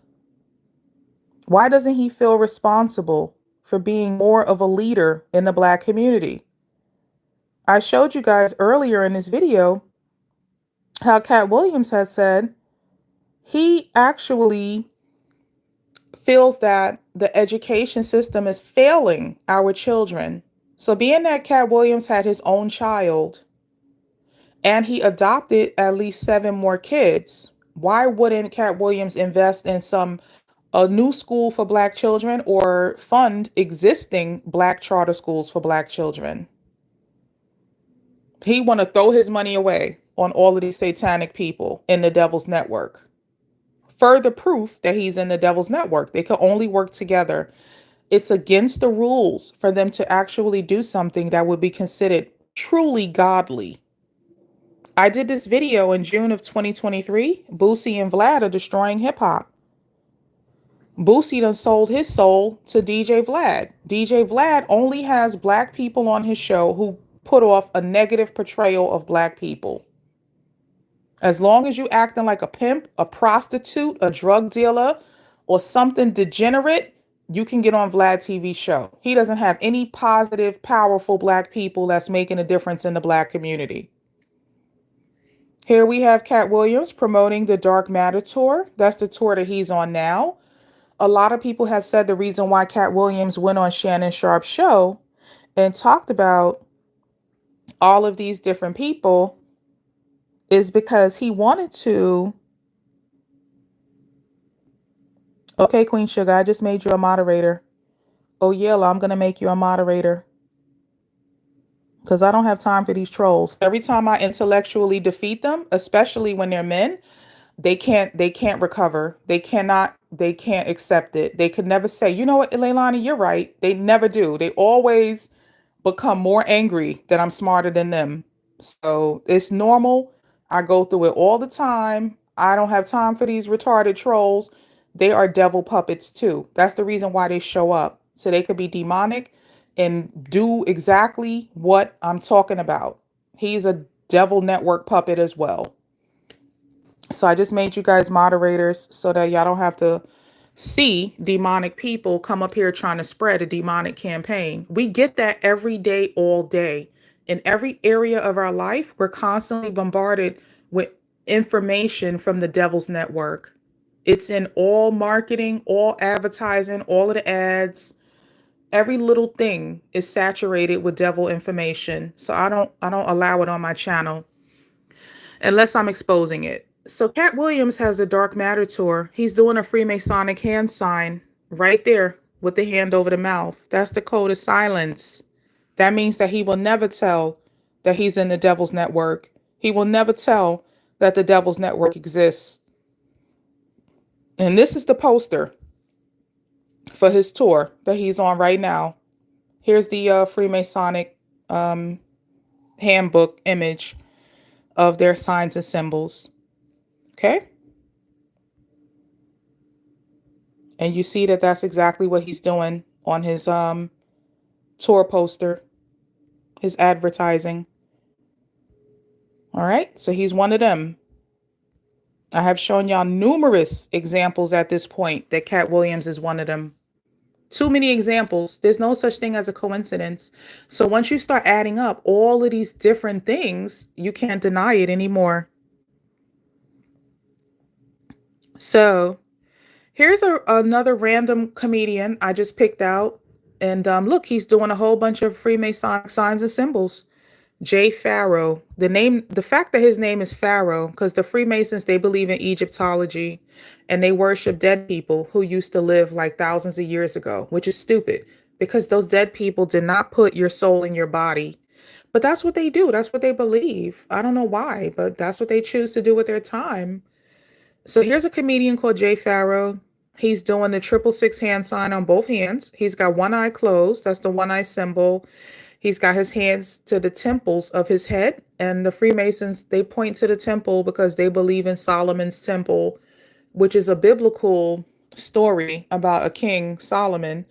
They feel like they're going to resurrect King Solomon's temple, but they're going to turn it into a devil worshiping temple. So their whole goal as Masonic people, as an organization, is to take whatever energy that God put in human beings and use that godly energy and purpose for satanic goals. They want to take good energy and they want to direct it into something negative. All right, so here's a random ass comedian. You see, he's all in the devil's network. Here we have Monique arguing with Steve Harvey. Steve Harvey Ben sold his soul to the devil. Steve Harvey said to Monique, "We are out here in a game. This is the money game. This is not the black man's game. This ain't the white man's game. This is the money game. We are in the money game." What is Steve Harvey saying? It doesn't matter if you're black or white. When you sell your soul to the devil, it's for fortune and fame. That's what we're in. Steve Harvey goes on to say to Monique, "You cannot sacrifice yourself. The best thing you can do for poor people is not be one of them." So Steve Harvey is telling Monique, I know you got this whole situation going on, exposing all of these people. Like Monique was on a whole tour exposing Netflix and Oprah Winfrey and Tyler Perry and Lee Daniels. So Steve was telling her, okay, you doing all of this noise, but me and you, we're both in the money game. So calm down and play your part. Okay, so Steve was making it very clear on public television that they both sold their soul to the devil and they have to now be in that position. Don't try to change up now. Do a HBCU. HBCU alum Monique will be starring in her own comedy special on Showtime. And we know Monique won an Oscar. The Oscar statue, it has a significant meaning to people that are in the devil's network. You know, all of these things mean something to them that's different than what we understand it as the general public. But the fact that Monique went to a HBCU would explain a historically black college and university. That means that she's part of a sorority of some sort. She pledged at some point in her life. to a sorority. And that's the reason why she ever got on TV, got in movies, won an Oscar. And when she started talking against them for doing her wrong, you're not supposed to do that. You're supposed to play your part and go along with whatever the Devil Network has going on. So after Monique made a big fuss about them not paying her what she's worth, she sued Netflix for discrimination. Monique appealed to the Black community. She was like, oh, every Black person, boycott Netflix. Don't ever subscribe to Netflix. Cancel your subscriptions. They're racist. They're not doing me right. They pay all the white female comedians. That's not funny. They pay them more money than they offered me. Guess what? She won her lawsuit against Netflix. And then she comes on. Look at her doing the pyramid hand sign. Okay, that's her affiliation with the HBCU. She's a sorority sister. She's saying, oh, now I'm going to do a Netflix special. Now I'm going to do a movie with Lee Daniels on Netflix. So they paid her. They bought her. If you won your lawsuit against Netflix, you could go and be independent. Use your money to do. She could have did a YouTube channel and got a whole bunch of Black actors and comedians and entertainers and people who do cartoons. She could have started her own movement the way she was talking when she was suing Netflix. But as soon as she got that Netflix money, look at her doing the pyramid hand sign. Oh, I'm going to do a Netflix special, a Netflix movie with Lee Daniels. But you said Lee Daniels was a sellout. You told all of the whole Black community to boycott Netflix. Now they pay you off. Oh, I'm going to be on Netflix. For the whole time that she was talking about this, she maintained a pyramid hand sign. That's how you know she's in the Devil's Network. And she had a TV show. She had a talk show on BET. Monique had her own comedy series on television, network television. So she's had enough exposure in mainstream media that we already should have known that she's part of the Devil Network. Okay? It's all about money to these people. As long as you pay them off, they sell their soul to the devil. And then they're going to start behaving in ways that make Black people look like we're still in slavery when slavery is over. That's their whole agenda of the satanic network, is to keep people in slavery.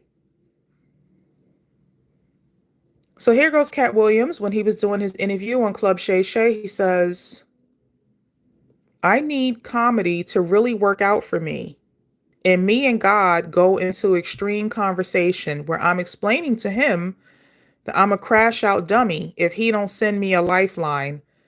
Like, welcome back to life. Okay, somebody else was talking there. So basically, Katt Williams is saying that he needs comedy to work out for him. And so he tells God that he's a crash out dummy if God don't send him a lifeline. In my opinion, Katt Williams is not talking to God that is the good God. In my opinion, these are conversations Katt has with the devil that he worships as God. Because who would talk to God like that? You have free will. Katt Williams has made enough money and has enough popularity, just like Monique. Why don't they go and be independent and do their own thing? Why do they keep participating in the Devil's Network, the movies, the television shows? Why do they keep doing that? Why did he just now recently pay for Melba Moore's star on the Hollywood Walk of Fame? This is all signs and symbols that they're in the Devil's Network. They're not trying to be independent, but they're lying to the general public saying that they are. They're lying to the Black community. Here's a whole bunch of mugshots of Katt Williams. If you having so much conversations with God, why do you look like a demon? Why do you look like you're high on hard drugs? In all of these pictures, his eyes are watery, red. His skin looks like dry and pale. This is the signs of somebody who's either mentally ill or substance abusing. He looks terrible. It's not the fact that he's arrested. It's like he really looks sick, mentally and spiritually. And who gets arrested all of these times when you're rich and famous? You have everything that you wanted in life that you asked for. You prayed to your devil God for riches and fame. You got it. Why are you still miserable? Why are you breaking the law all the time? And then you have these people who have no common sense. They say, oh, they're just trying to make him look crazy because he tells the truth. Nobody can make anybody look this crazy. If you look like this, you're on drugs. This is not something anybody can do to you. But what happens when people worship the devil, they have such a bad mental health state as a result of their devil worship, they wind up dragging themselves. The devil ain't gonna do nothing but ragtag and drag you.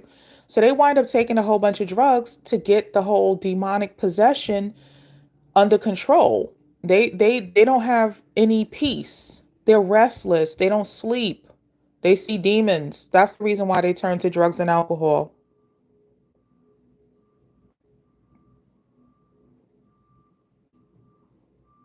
I'm reading the comments. So Ayala says, or even when they put their one finger over their lip, meaning they're not telling. Yes, that's the code of silence. Queen Sugar says, I'll be honest, Katt is one of the few I never really looked into. This info is shocking, but so true. Yep. Then she took the money though. Yep, Queen Sugar. Yep, she took the money and turned right into a hypocrite. Exactly.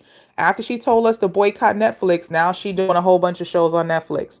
She should have took the money and went independent, because that's what she was claiming she was going to do when she told all of us to boycott Netflix. Oh, we need to be independent.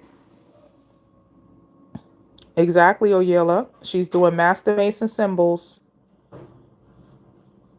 Yep. When these people say God, they're not talking about the Most High. They're talking about some demonic entity. Very true.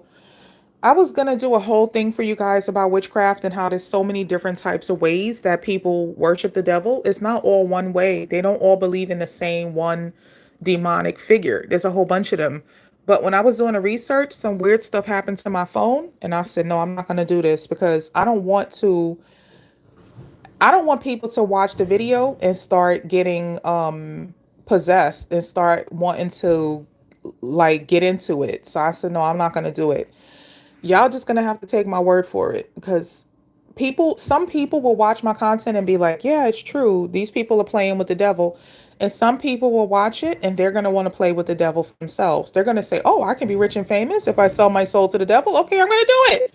So it's like, I don't want to lead people into more wickedness. And just the simplicity of me researching it on Google. Okay, I use Google for everything. Okay, and YouTube. And just me researching it, it started making my phone act weird. I was like, nope, the devil's is trying to get in my phone and trying to, harass me or whatever. Like, no, I'm not going to unleash this on the general public. But they have a lot of different beliefs. And the problem is, all of their beliefs, it requires bloodshed. It requires lying, manipulation, and a lot of sex rituals. It's really bad. You have to really degrade yourself. You have to really turn yourself into an animal below the level of a human, with all of the nasty, disgusting stuff you have to do. I'm going to find a way to make a video about it, because there are some movies that show people, they join like games in the movies. They have to do a whole bunch of disgusting and wrong things. And every time they do something wrong or disgusting, they earn money. But if they quit before they do all of the rituals, they lose all of the money. And I'm going to do a review on the movies that talk about that, so you guys can understand how the satanic rituals happen with these people. It's disgusting stuff. Like, they got to eat bugs while the bugs are still alive.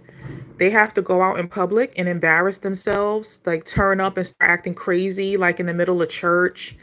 They have to go into stores and steal stuff and run away. Like, they have to do a lot of bad things. Everything we know is bad.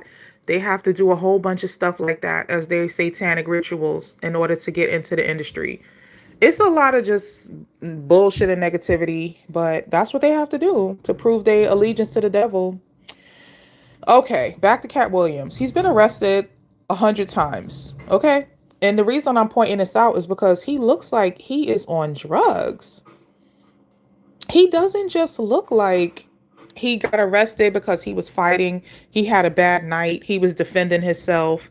We've all been in situations where we've been out in public and we're like, I don't want to get arrested, but I'm about to slap somebody. Like, things happen. Things happen when you get in a little bit of trouble. But every time he gets arrested, he just looks like a crackhead. So It's more to it than him just getting arrested. I think he does a lot of drugs to turn off the part of him that's haunted by the demons. Yeah, oh yellow. Yep, they do. They got to do all type of anything horrible. That's what they got to do to prove their allegiance. And it's ongoing. They have a calendar of satanic holidays. They have to always do rituals. It's ongoing. It's constant. It's crazy. Scripture says there's no rest for the wicked. You know, I say when people sell their soul to the devil, it's like they have to tap dance on a basketball. You got to keep tap dancing on that ball. As soon as you fall off, everything that the devil gave you, they take it back. Katt Williams, he used to be a rapper. He actually got a record deal with Cameron. What was the label called? I think it was called Dipset. So like back in the day, Katt Williams got a record deal. And he was even wearing their necklace, their chain or whatever. I don't know if he ever put out an album, but Katt Williams got arrested so many times that he literally did a rap song called Arrested.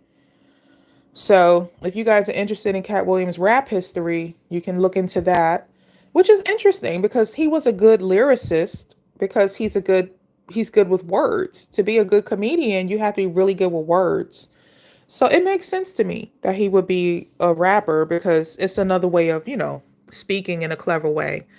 Anyway, so let's talk about the timeline of Katt Williams' arrests. I'm only going to do 1 year because to go over his whole history would take way too much time. So we're only going to go over 1 year where he was arrested multiple times. It also says that he was charged with the assault of a driver over an argument with a dog. And if you guys want to get more information on all of his arrests, Katt Williams, a list of arrests over the years. Okay, so in 2016, Atlanta comedian Katt Williams had a rough year with multiple arrests and banishment from 2 Georgia counties. Charges issued against the 45-year-old stand-up artist include battery, theft, and criminal damage to property. Now again, this man is a millionaire. He's a multi-millionaire at this point in his life. You could see he has gray hair, gray beard in his mugshot. You're rich and you're famous. You live in Atlanta. His money is like so much more than if he lived in a more popular states or whatever. Like you should have the biggest mansion with the biggest pool, all the women you could possibly buy with your money. Like, why are you getting arrested multiple times after you're rich and famous for battery, theft, and criminal damage to property? Why? Battery is hitting people. Why are you hitting people? Why are you damaging property? Why are you stealing stuff? This goes to prove being rich and famous when you get it from the devil does not make you happy. It says Williams and about 15 members of his entourage and security team were accused of physically attacking and stealing cell phones from 5 women who were visiting Atlanta for the weekend. So who knows what Katt Williams was doing to where his entourage, 15 members of his entourage, they had to attack 5 women and take their cell phones. So what were they doing? Because come on, Katt Williams, at this point in your life, you're rich and famous. Of course, when people see you, they're like, oh, that's Katt Williams. They're going to film you. What was you doing that you didn't want to be seen so bad that 15 of y'all jumped on 5 women? The next day, Katt Williams was arrested on a misdemeanor battery charge after a pool supply store employee told authorities he was punched during an argument. So just yesterday, you and 15 other people beat up 5 women and took all their cell phones. The next day, so how did he get out of jail that quick? How can 15, 16 people jump 5 black women and get out of jail that same day to the point where the next day he get arrested again on a separate charge of hitting somebody at a pool store? That's how you know he's in the devil's network. How did he get out of jail that quick to go commit a crime the next day? And why are you beating people up 2 days in a row? Then in March, the following month, he was arrested for allegedly threatening to kill his bodyguard. him and two acquaintances confined and assaulted Corey Dixon. It's our understanding that Mr. Williams was encouraging our victim, Mr. Dixon, to engage in some criminal activity in the Atlanta area. Authorities said Williams had violated the condition of a previous bond. So you just got arrested twice in February. Now in March, you trying to get somebody to engage in criminal activity. You're rich and famous. Why do you need to engage in criminal activity? Because that's all part of the devil network. You got to keep doing bad stuff. That's their rules.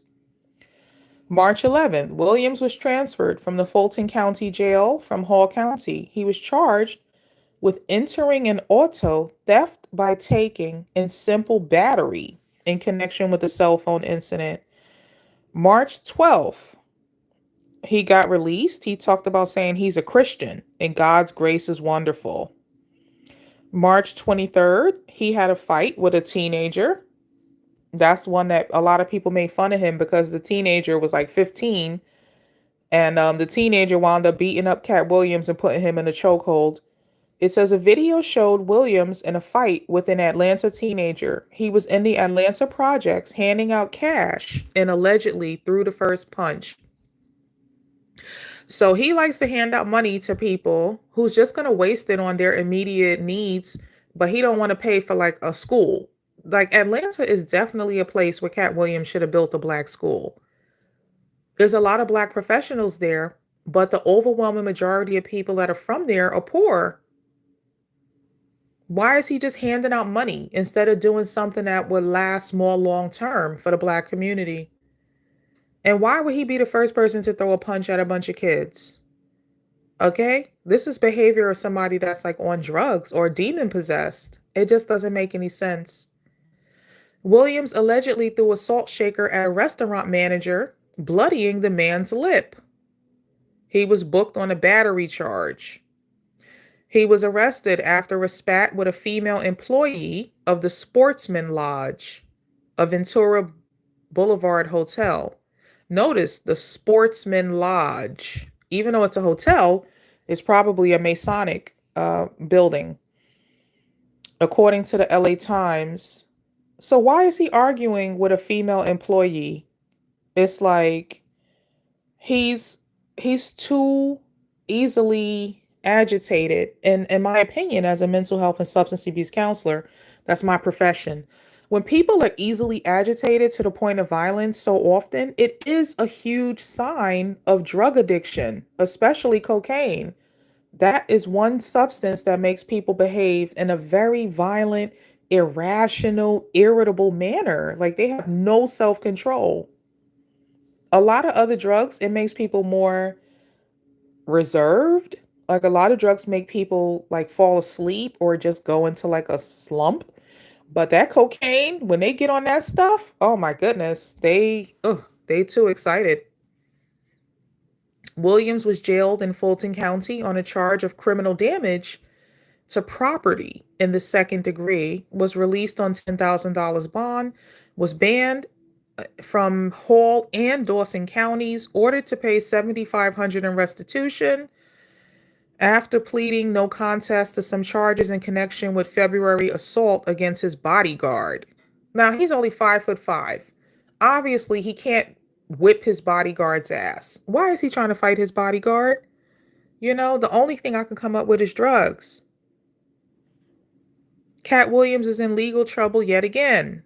Less than a month after winning a Creative Arts Emmy for his guest appearance on the TV show Atlanta, the comedian was arrested and charged with an assault in Oregon.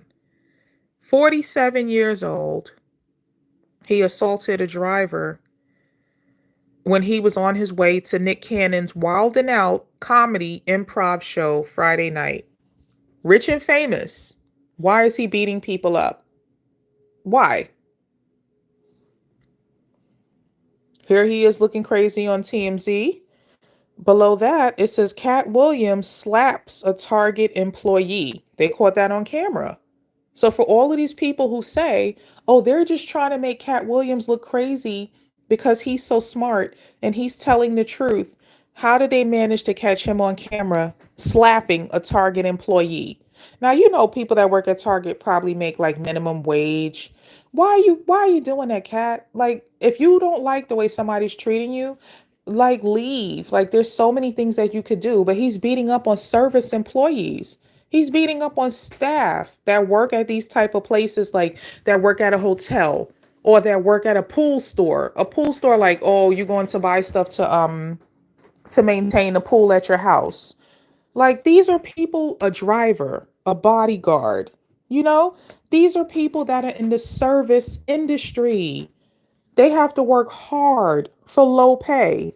So why does he feel so superior to these people that he's just hitting them like there's no consequence? I'm glad that they've taken the time to actually press charges on him because it's wrong. Just because you're rich and famous doesn't mean you should be taking advantage of people. And the reason I'm bringing all of this up is because the image that Katt Williams portrays to the general public is that he's always giving away money. He cares about the kids. He's all about the Black community. He's a regular person like the rest of us. But the truth is, he's out here treating people like slaves. Like, you could just beat up on somebody. That's not right. He had a short-term relationship with this rapper. I think she was on Love and Hip Hop. I'm trying to remember her name. I think her name is Johnny Blaze. When she was on Love and Hip Hop, she talked about how she had a lot of I don't know, I guess you could say emotional issues. I don't remember her saying she had a diagnosis, like a mental health diagnosis, but she did admit that she had been in a lot of bad relationships, like domestic violence, and trying to be in the industry, trying to become a rapper. She felt that she had been treated unfairly by men, which means she probably has sex with a lot of guys for music and beats, and they made her a lot of promises that didn't come true. And so she just basically got used and abused and ran through by the industry. And I'm not making that up. I know that because I used to watch that reality show when she was on it. I stopped watching that stuff a few years ago, but I remember watching when she was on it. And she told all of these stories about herself. And if you listen closely, this is what is meant by industry hoe. Women who have sex with men for beats and tracks, and they hope and wish that they would get put on. But, you know, unfortunately, it didn't happen for her. So she's left with a lot of regrets. So after she already been ran through by the industry, here you see Katt Williams with her, like he dated her. What's interesting about this picture is that he have a skull and bones hat on, and she has like a slave necklace on.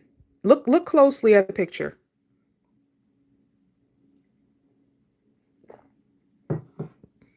So considering that his image is a pimp, he's down with the Freemasons. Skull and bones is one of their many logos and symbols, right?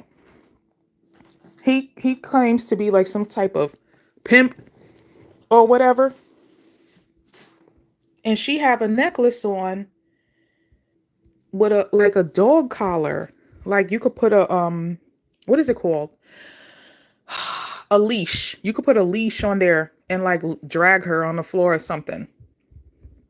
So you put all of this stuff together. These are the type of women that he wants to associate with. He dated Hazel E for a couple of years.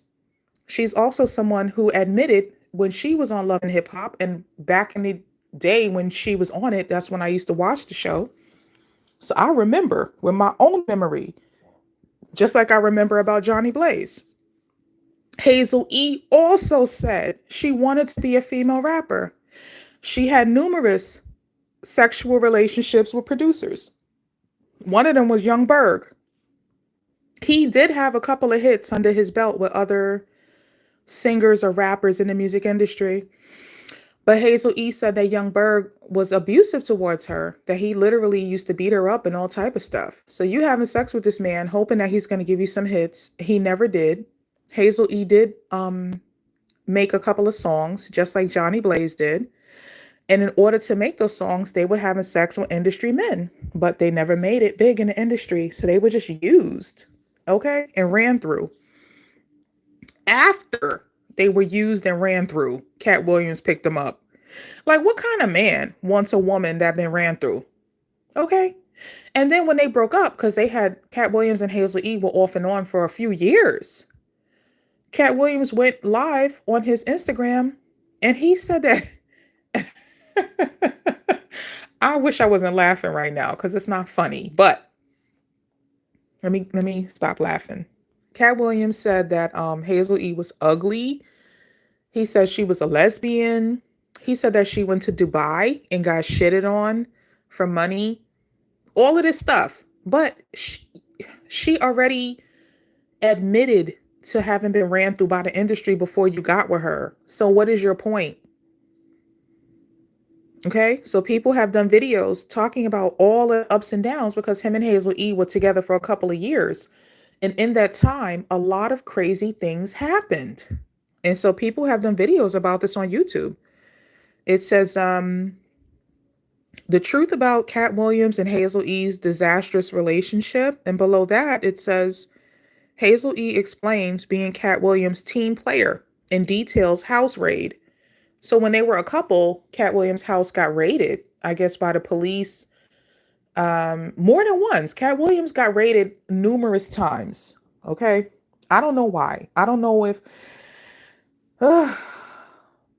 generally speaking, a lot of famous, especially Black celebrities, especially rappers, they are drug traffickers. That's the truth. That's where all the money comes from. When you see rappers, they first come out, they got all the money stacks and they have the money phone and they throwing money like crazy. It's like, this is your first or second or third music video. Why do you have all of this money? They're drug traffickers. So when they go on tour, they're trafficking. Like, that's the real truth behind hip hop music or whatever. So it just makes you wonder. Katt Williams' house got raided like more than 5 times by the police. So they're trying to get to the bottom of, what are you doing? Where are you getting all this money from? Yes, he does comedy. Yes, he's always on tour, but there's something more going on. Okay. Anyway, here's a article from TMZ on YouTube. It says, Katt Williams, I'm scoring again with my ride or die Hazel E. It says, Katt Williams has so much game, it looks like he's getting back his chick, Hazel E, even though his legal troubles got a gun pulled on her. Now, for the women, when you date a man, he's already rich and famous. What is he involved in that his house is constantly getting raided throughout the course of your relationship, and a gun is even being pulled out on you? In my opinion, that sounds like drug trafficking activity. These are things that happen to drug dealers. Like, why is this happening? You're already rich and famous. Why are you still involved in illegal activities that's like making all of these things happen to you? After Hazel E broke up with Katt Williams, she started doing a whole bunch of interviews on YouTube as well as with bloggers, and she started exposing Katt Williams. I don't know why people haven't tuned into these things over the past few years, because they've been broken up now for more than 5 years. They've probably been broken up for like 7 years at this point. And Hazel E did a lot of interviews, and she said that Katt Williams was a pimp. She said he was kind of a pimp. Katt Williams' ex-girlfriend Hazel explains why he was raided by the FBI and hints that he used drugs. Katt Williams, trouble with girlfriend Hazel E, TMZ Live. So these articles are from 7 years ago and up to 3 weeks ago. So for the past 7 years, Hazel E have done a number of interviews airing Katt Williams out because she dated him for years. It says here, just 2 months ago in 2023, comedian Katt Williams strangled Hazel E and then bought her a BBL. Hazel explained, he did choke me out once. Hazel E claims she was choked out by Katt Williams. She said she already got paid from Katt choking her out. She said she got a $75,000 Porsche, body surgeries, and more. Okay, so he choked her out. And I guess to keep her quiet, he paid for her to get her nose done, her body done, her face done. He bought her a new car, all of these things to keep quiet. So there's something going on. Okay. Like I keep saying, he's rich and famous. Why is he still doing criminal activity? A former writer for Katt Williams claims that the comedian physically abuses women. Comedian and actor Katt Williams was accused of beating women by his former writer and comedian Cookie Hall. This just came out January 4th of 2024. I don't even know what today's date is. It's like the end of January. Oh, it's February 1st. Okay, we just crossed midnight. It's now February 1st. So this came out January 14th, which is only basically 2 weeks ago. A writer for Katt Williams, a female writer who helps him with his comedy writing, is saying that he has beaten on women. She witnessed, she knows. Katt Williams famously flamed half of the comic world during his scorched earth visit to Club Shay. So this is after he did his interview with Shannon Sharpe, that this woman came out and started doing interviews on social media saying that Katt Williams was abusive to women. Not one woman, but women, multiple women. Katt Williams' former writer claims he abuses women. 5 women who accused Katt Williams of assault speak out after the case. Why is nobody talking about all of this stuff? People are only saying, oh yeah, Katt Williams, yay. Everybody just celebrating him. Because that's how brainwashed the general public is by the Devil's Network. They don't have no common sense to see that he's not doing anything progressive or positive for the Black community, that he's not investing any of his millions of dollars in the Black community, that he has an extensive criminal record, that he beats on Black women, that he acts like a pimp in real life, not just as his stage persona. Here's an article posted January 14th, 2024. This was just about 2 weeks ago. Former writer for Katt Williams claims comedian physically abuses women. Comedian Cookie Hall claimed Katt Williams has been physically abusive towards women during a discussion on the latest episode of the DC Curry podcast. Hall said she worked for Williams as his writer and admitted that he paid well. The comedian claimed she quit working for the actor because he reportedly abused women. Shocked by the accusation, Hall's co-host urged her to slow her roll. One co-host suggested she rewind and clarify if she meant he acted in defense by hitting women, but Williams' former writer said she didn't say all of that. So basically, when this writer told on this radio show, this podcast or whatever, that Katt Williams beats on women, the people who were running the show, they tried to stop her. They were like, whoa, whoa, whoa, roll it back. Do you mean that Katt Williams was defending himself against women? Now, if somebody tells you a man is hitting women, why would you think that he's defending himself against women? Men who hit women are simply abusive. That's it. That's all. They're abusive. There's no reason for a man to hit a woman. You're rich and you're famous. You can get a driver. You can call an Uber. You can walk away. You can get away from a woman as a man. But for you to actually stay there and fight with a woman, you want to hit a woman. You want to fight a woman. And who are all of these women that he's been abusing that we've never heard from? But when Katt Williams was doing his interview with Shannon Sharpe, he says, so I'm not a feminist, but I do believe that there are in my camp, like if I had 35 people in my camp right now, I believe that other than 4 jobs, I believe that a woman is better at any of them jobs than any man could be. Okay? So 10 of these jobs, no man can work because I'd rather a female be there. If I got to smell anybody's breath, I want it to be hers. I don't want none of you crusty, so what I'm saying is in a staffing issue, I'm going to have 75% women just because I prefer them. I don't prefer to hear two guys talking in the corner. I prefer to hear two ladies talking in the corner. So on his interview with Shannon Sharpe, he portrayed himself as a man that is pro women, that the majority of his staff that works for him is women. And he making it sound like he believes women could do the job better than men. But in reality, he's abusing these women. She said he pays well.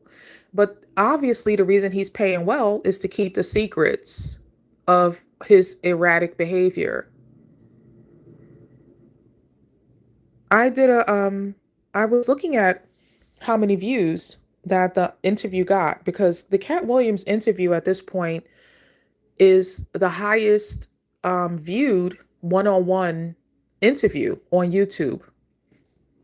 And if you guys watch my video I did about Oprah Winfrey, y'all would see that I talked about how Black actors are significantly underpaid when you compare them to the white actors with the same exact amount of work and the same amount of ticket sales in terms of the numbers of people that go to their movies and watch their TV shows. So you have some Black people that's extremely highly rated, like Samuel Jackson and Viola Davis. But the money, they're not making the same money as the white people who get the same amount of views or less views than them in their acting roles. So I showed and proved that in the video I did exposing Oprah Winfrey last month. And I'm going to show the same thing is happening even with these two sellout devil puppets. They sat here and did the most watched video interview, one-on-one interview, because there's videos on YouTube that have over 1 billion views, because people in Africa and people in India, they have videos with over 1 billion views because they have much more population than America. America have like 300,000 people here. But in India, it's like 1 billion people. In Africa, they got 1.7 billion people. So obviously, there's more people to watch more of those content. So there's, way more views all over the world than in America. But in terms of American media on YouTube, one-on-one interview, Katt Williams has the most views, probably in the whole wide world on YouTube for a single one-on-one interview, which is proof that he's in the Devil's Network. They don't just let people get popular. Okay, they definitely suppress people like me. Anyway, they suppress people that they don't want to see the light of day, and they promote people that they want people to see. Katt Williams is somebody they want people to see because they already know they have him under control. He's a devil puppet. He's on drugs. He's a criminal. He's a pimp. He's out of control. He does not do anything good for the Black community except portray a negative stereotype. Anyway, I was looking at the views on the Club Shay Shay channel, and what I noticed is that all of the men that Club Shay Shay interviews, like I didn't see no real interviews with him with women. His interviews with men, I noticed a pattern. It's all men who've been abusive to women that, that he tends to interview. This guy, Shannon Sharpe, he does like an after show with Chad Ochocinco. Ochocinco is known for being not only a football player, but he headbutted Evelyn Lozada, and she still has a scar on her forehead to this day. Any man that would abuse a woman to the point where he busts her forehead wide open to the point where she have to have stitches is a man who beats women. So here we have Katt Williams is Shannon Sharpe highest rated interview. He's a woman beater. Then he got the next highest viewed interviews with Steve Harvey. Steve Harvey been married like 3 times. He did things that people considered was wrong to make sure that his original wife did not receive any money in their divorce settlement, even though she was there for him when he had nothing. He fought hard tooth and nail to not give his ex-wife no money in the divorce settlement after he cheated on her. Then his next highest interview is a clip that he did from the big interview with Katt Williams. He clipped it and he got another 7 million views. Then his next highest rated interview is with Chad Ochocinco, who beat Evelyn Lozada's ass. Then his next highest interview was Deion Sanders, who did the same thing to his original wife that Steve Harvey did. They use their Freemasonic connections and power to make sure that their original wife who helped them become famous, they didn't give them no money in a settlement. They left those women, and they pulled every trick in the book after they cheated on those women and moved on to other women. They pulled every trick in the book to not give those women no money in the divorce settlement, even though they filthy rich. The next one is DC Young Fly, the next highest rated interview with Shannon Sharpe. DC Young Fly got with a non-black woman. He had 3 kids with her, but DC Young Fly have a whole bunch of videos on social media where he was putting that woman down. Even though she wasn't even a black woman, DC Young Fly was dragging her. He told her breasts looked like cafeteria school pizza. Like, he basically said her breasts were flat and long like cafeteria school pizza, like disgusting. And how did she die? From complications of getting plastic surgery. Now, once you see, I did a video on this. If you guys want to go back through my channel and look, I exposed how DC Young Fly did that woman dirty. And she had 3 kids for him. So it's like, it seemed like Shannon Sharpe is attracted to men that abuse women, that hate women. But all of these Freemason men, they have to do a lot of like anal sex rituals on humans and animals. So that's probably why they lose their appetite for women. And then they start to hate on women because they start to get into that anal sex as part of their devil rituals. But I just noticed a pattern of this guy, Shannon Sharpe. Now, he was a famous NFL player. He's had children of his own. But still, he's not married. He's not with his original wife either. These men get into this Freemasonry and all they care about is other men. Brotherhood. All they care about is the brotherhood.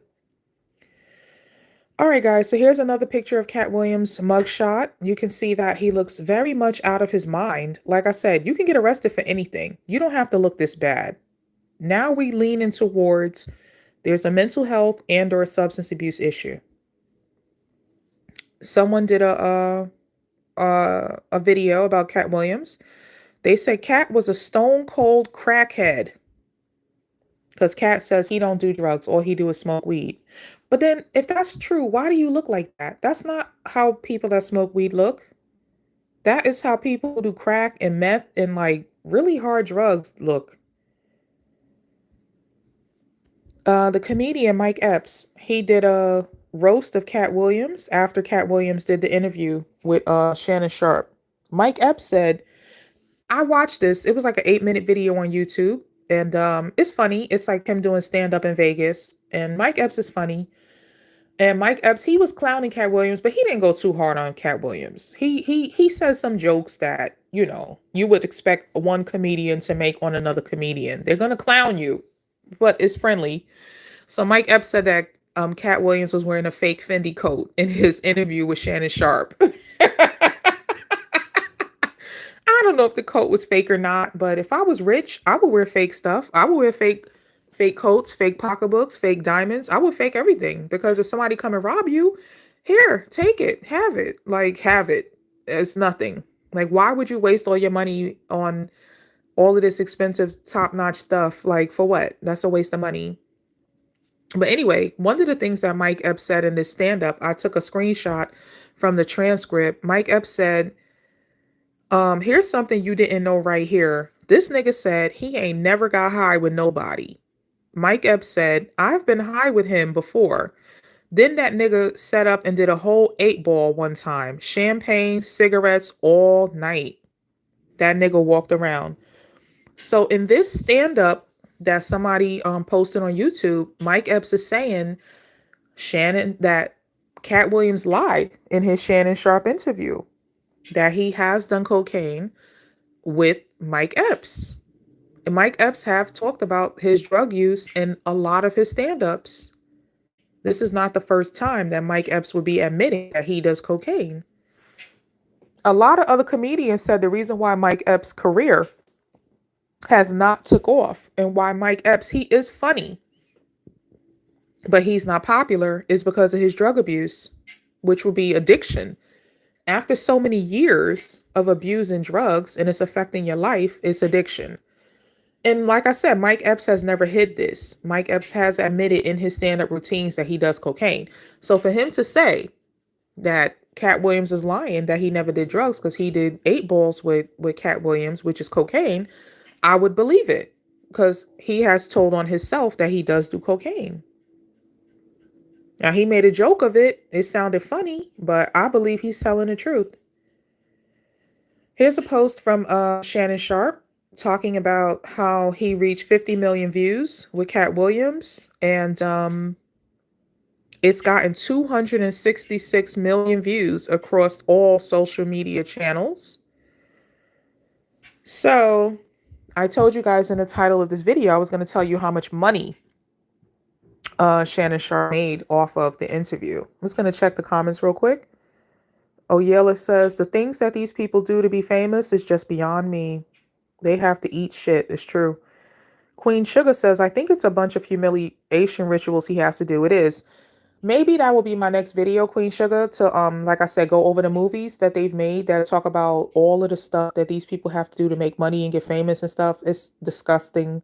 It's all criminal activity. It explains why Katt Williams is rich and famous, but he's still engaged in petty crime. Queen Sugar said, look at the movie Eyes Wide Shut.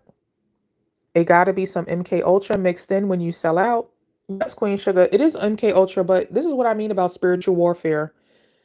Once people take the oath to the devil, they become possessed, like the movie Get Out. The person that you were before, like when people make a deal with the devil, they think, oh, I'm going to be rich and famous. I'm going to live a great life. I'm going to love all of the money I get and all of the fancy cars and houses and clothes. I'm going to feel great. They think they're going to feel so good when they get rich and famous from making a deal with the devil. But what happens is they become demon possessed. So they never achieve that feeling of greatness. And Queen Sugar said she'd get into it a lot with Deb Antony. Yeah, I think anybody who dealt with Katt Williams had to also be on drugs too. There's no way you could be with him for like years and you're not getting high too. Oh, Queen Sugar said it's still January over here. Okay, we have a time difference. And Queen Sugar said, and she tried so hard to be perfect for DC, all to get taken out. Exactly. When I did my video on what's her name? Jackie O's passing, I talked about that. I didn't drag her. I didn't put her down at all. Not only because she was deceased, but because I felt sorry for her. She had 3 children for that man. Of course her body is going to change. I feel so bad for her that, you know, he was on live on the internet talking about her body that bad. That's so embarrassing as a woman. You never want to hear the man you with say that your breasts look like old stale pizza. That's disgusting. Okay. Afrolish Alice says Kevin had his best friend arrested for false extortion. Steve had his wife Mary arrested and imprisoned 30 days for telling her truth. Katt can address those truths, but he's worried about stolen jokes. George Lucas says the Gnostics were right, I believe. Well, George, I have to tell you, the Gnostics are a branch of Freemasonry. It's not all like they all have the same exact beliefs, but the Gnostics, they just made up all of their beliefs recently. These are people who take the Bible and they try to reinterpret it into what is called the occult. OCCULT. And that's exactly what the Freemasons do. They take the Bible and they try to spin it into meaning something other than what it means. So like the Freemasons have an obsession with Solomon's temple, which is talked about in the Bible. But the way the Freemasons explain it is not the way the Bible explains it. So when you have people who make up their own interpretation of the Bible, that's why you have Christianity. That's why you have all of these different Christian denominations, Mormons, Amish, Jehovah's Witness, Baptist, Methodist, Episcopalian. These are all people who took scripture and made their own personal meaning out of it. That's not indicated nowhere in scripture. And they convinced hundreds and thousands and millions of people to join these fake religions that are not supported by scripture. And Gnosticism is one of those things. So we have to be careful. But thank you, Afrolish Alice. I didn't know this stuff, that Steve Harvey had his wife arrested and in prison for 30 days after he cheated on her, divorced her, and manipulated her out of getting any divorce settlement for all the years that she put up with his stinking butt when he was broke. It just goes to show these Freemasons are all about the brotherhood, and that's why they abuse women. Anyway, I just want to show you guys about how YouTube, this is something that Katt Williams should be exposing. This is what Shannon Sharpe should be exposing. They got 56 million views on that Shannon Sharpe interview. And I'm going to show you, they're not even going to make $1 million. Shannon Sharpe is not even going to get $1 million from YouTube from all of those views. And that should be something to expose. But they two devil puppets, so they're slaves, and they never going to complain. So here goes a random YouTuber who said how much money 1 million YouTube Shorts views pays. Can you guys see this? He got 1 million views on a YouTube short. Can y'all see what that says? Let me check the comments. How much money did this black man get for 1 million views on his YouTube short?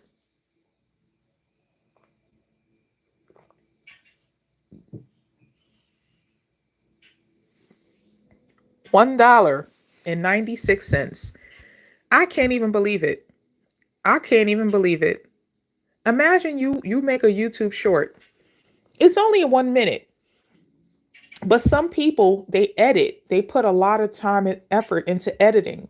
So even though it's only 1 minute, you may have spent hours to edit all the little different pieces of clips together to make it funny and make it entertaining. It's like a whole lot going on in that 1 minute. And you get over 1 million views. And you only get $1.96? That's crazy. No, Queen Sugar. That's not 196 of you. That's $1.96 for 1 million views. That's crazy. Okay, let's keep going. So here's another YouTuber. I was doing a search for how much YouTubers make for views or whatever. She says she got on a video, not a YouTube short, but a video. She got 2.5 thousand views. So for 2.5 thousand views on a regular video, not a YouTube short, she got $4.06. So if you get 2,500 views and your channel is monetized, you could look forward to $4.06. It's not funny. This is terrible. I just can't help but laugh because it's crazy. All right. So I watched a whole bunch of YouTube videos about how much YouTubers make for their monetized content. So here's from another video. They said for 1 million views, you get between $500 to $10,000, and the average person gets $2,000. The reason why the range is from 500 to 10,000, but the average is 2,000 for 1 million views on YouTube, if your channel is monetized, is because they pay different on different what is it called? Like genres or sectors. There's a lot of different sectors on YouTube. So people that are in like the makeup community, all the people that do the videos about makeup, they have a higher pay rate for their views. People that make videos about finances, anybody doing videos about like Bitcoin, financial investing, stuff like that, they get the higher end. People that do videos in the sectors that's about like food, like people that do cooking and recipes and stuff, they go a little bit lower. And people that do videos that's like about the news and celebrity gossip, it's a little bit lower. So every type of sector or genre of YouTube has a different pay rate. And I would think it's because if you do videos about makeup and finance, not only are you going to get more views, but you're going to have more people are going to watch the ads more and click on the ads more because the ads are going to be consistent with their content. Whereas if you watch like travel videos, you're not necessarily going to click on the ads and book a vacation, you know? Like some genres, they go well with marketing or whatever, advertising.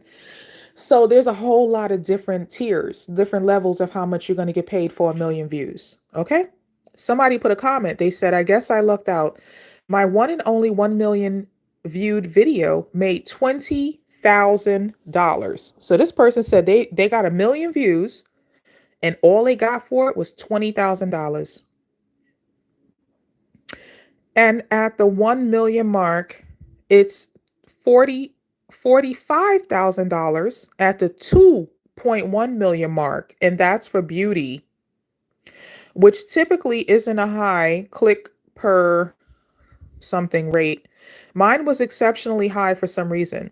So this YouTuber who made the video that said the highest you could get is 10,000 for 1 million views. This person who wrote a comment, she's saying she got 20,000 for 1 million views, but that's because she's in the beauty sector. And she got $45,000 for 2 million views. Okay. So that's why I'm telling you, it depends on which sector you're in. They pay higher for different sectors. But the person who made this video is saying the usual for the majority of YouTubers, you either only going to get $500 to $10,000 for 1 million views. And most people, they only get $2,000 for 1 million views. So here's a transcript from Shannon Sharpe saying that the highest viewed interview, one-on-one interview on YouTube, international, in the whole wide world, just to have a one-on-one conversation with another person, the highest amount of views is 57 million, which is when Joe Rogan interviewed Bill Lazar, because he came out and talked about aliens and how the US government knows about aliens. So if the highest viewed video on YouTube that we know of, that's an interview, one-on-one, is 57 million views. I took this screenshot today, right before I did this video. When Katt Williams interviewed with Shannon Sharpe, right now, it's 4 weeks since he did the interview, it got 56 million views.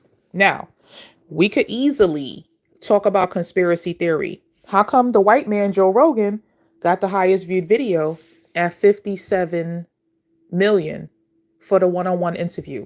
But Shannon Sharpe and Katt Williams, after 4 weeks, is only at 56 million. It's like they keeping him at 56 to keep him at that 1 million mark below the white man, Joe Rogan. But here's the thing. Let me show you something real quick that I showed y'all a few minutes ago. When Shannon Sharpe interviewed Katt Williams, he got the 54 million, right? Or 56 million now, a couple of weeks later. But guess what? Shannon Sharpe, he cut the interview up and he reposted little bits from the interview. So right here below it, he posted a 35-minute clip of Katt Williams, specifically the part of the interview where Katt Williams called out Steve Harvey, Kevin Hart, and Cedric the Entertainer. That clip got 7.8 million views. So Shannon Sharpe, he also clipped other parts of the interview. Like, oh, Katt Williams talked about this. Katt Williams talked about that. Katt Williams talked about Joe Biden. All of this stuff. So when I was looking down the list of Shannon Sharpe's channel, he had so many different clips of Katt Williams from that one interview. Listen, I'm not telling y'all no lie. Y'all could go look this up for yourselves. Shannon Sharpe got an additional 20 million views off of that Katt Williams interview by clipping it and sectioning just parts where Katt Williams spoke about specific things.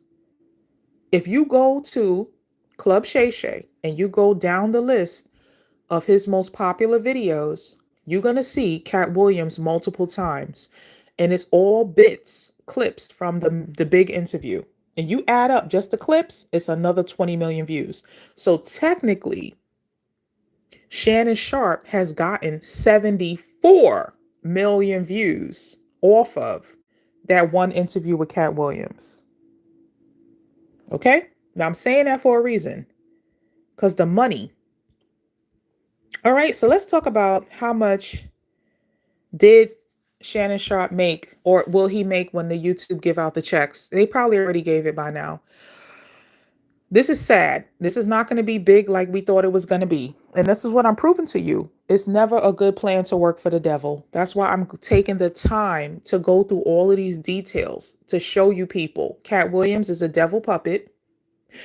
He's not happy with his money. Nobody who works for the devil is happy. Nobody who sells their soul really makes it. And they still in slavery. No matter how much riches and fame they have, look how bad this is. So if for the low end, because Shannon Sharpe, his genre, he's not doing makeup. Shannon Sharpe is not doing finance. So he's not getting the highest pay rate from YouTube for his content. So let's go with the lowest possible pay rate. Let's say Shannon Sharpe only gets $500 for every million views. And let's just go with the 56 million views. We're not even going to put 76 million views. Even though Shannon Sharpe got 76 million views off of Katt Williams. And that is the proof that Shannon Sharpe has the #1 most viewed one-on-one interview on YouTube in the whole wide world. But nobody's saying that because they're black men. But, oh well, that's what you get for working for the devil. If Shannon Sharpe get $500 for every million views, he got 56 million views on the main video. That only translates into $28,000. Can you imagine? You make a video on YouTube and you get 56 million views in America. And if you on the low pay scale, because the sector of YouTube you in does not pay well, you will only get $28,000 for 56 million views.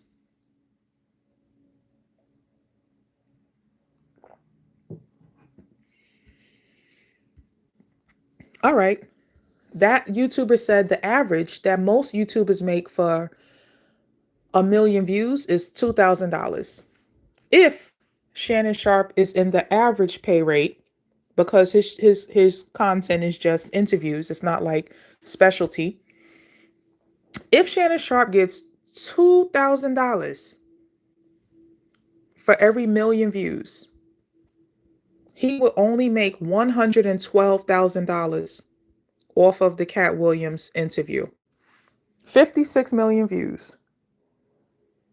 $112,000. That's nothing.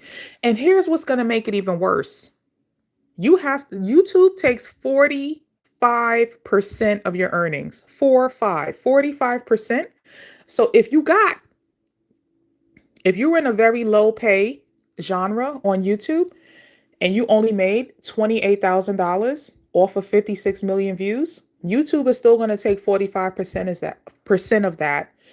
45% of that is almost 50%. So then you would only get $14,000 for 56 million views. And then you have to pay taxes on your 14,000. So the IRS is going to take like a third of that. Okay, so you're only going to be left with like $10,000 for 56 million views if you're on the low end. If you're in the middle, YouTube going to take half of your $112,000. So that would be like, what is that? 56,000. And then you pay taxes on it, which is like a third. So you're only going to get like 40,000 for 56 million views. Now, according to the YouTuber, the highest you're going to get is like 10,000 for a million views. So 10,000 times 56 will only, if Shannon Sharpe is in the high end, he only would get $560,000 if he gets $10,000 for a million views. Okay. Can you imagine? You get 56 million views on YouTube and you only get $560,000. And then you got to give 45% of that to YouTube, which is almost half. So half of 560,000 is 280,000. And then you're going to give a third of that to the IRS.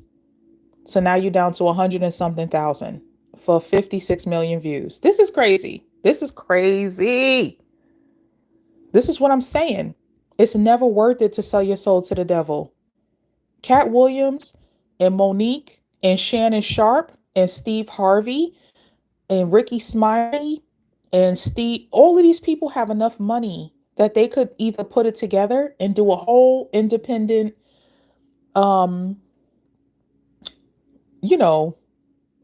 entertainment industry separate from the Devil's Network, but they're not doing that. Why are they not doing it? Because they sold to the Devil Network to get whatever they have. And guess what? It's still a form of slavery. So Katt Williams was talking about, oh, we're creating a generation that can't read. And that's what I was saying earlier. Katt Williams said, and then we say the kids are the most important thing. But here's the thing, Katt Williams, you have enough fame and celebrity and money to actually do something about it, especially in the Black community. He's in Atlanta. That has to be a place where he can easily see that the majority of people are poor and uneducated. So why hasn't he built a school in Atlanta? He has enough money. He has enough influence. They can never do anything positive with whatever money and fame that they have. They always have to keep up a negative image.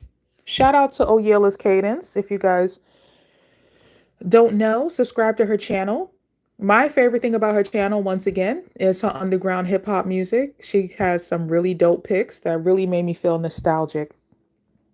I took this screenshot from Oyela Cadence channel. She posted an article, math and reading scores for American 13-year-olds plunged to the lowest levels in decades. Now, guys, I don't want to make people feel depressed and feel sad and feel bad. But if I was to show you guys the international list of academics, of students, America is low on the list. The reason why everybody think America is all this and all that is because of the celebrity programming, the marketing, the television, the radio, the internet. Americans spend a lot of time and money making people famous, making fake people famous, people that's not really all that. They pump and push them on the media so much through marketing and advertising. It make America look like all this and all that. But if the education system is one of the lowest in the whole wide world, then you have to really look at the facts for what they are. It's not all that glitters, it's not gold. Okay? And so it's an issue that needs to be addressed, because if it's that bad for American 13-year-olds, math and reading are the lowest in decades, you know it's disproportionately affecting the Black community. And that's the reason why we don't need people like Katt Williams being the highest viewed video in the whole wide world, because he's acknowledging that this is a problem, but he's in a position to do something about it financially or just with his influence, and he's not. Monique, she's not doing anything about this. Steve Harvey's not doing nothing about this. Rickey Smiley's not doing nothing about this. Shannon Sharpe is not doing nothing about this. They have enough money and influence to do something about this as individuals and definitely as a group, but that's not what the Devil Network allowed them to do. So during his Shannon Sharpe interview, Katt Williams goes on to say, a lot of times I will utilize ladies to convey a message. If a comedian is doing a great job somewhere in the country, he just did a masterful set and nobody's going to pay him, they're just clapping. And I know he's broke as fuck back there. Wouldn't it be nice if somebody just showed up and gave him a little blessing? And he didn't have to suck me off for it. And thank Katt. So basically what Katt Williams is saying is that he will have his female consorts, whatever type of women he's dealing with at the time, he'll give them money and he'll tell them, oh, you know what? This comedian did a really good set, and I know that this nightclub is not going to pay him a lot of money, because a lot of comedy clubs are very small. So just because a comedian goes to a nightclub and does a set, it doesn't mean they get paid a lot of money, because the venue is small. So they might only get paid a couple of $100s or whatever.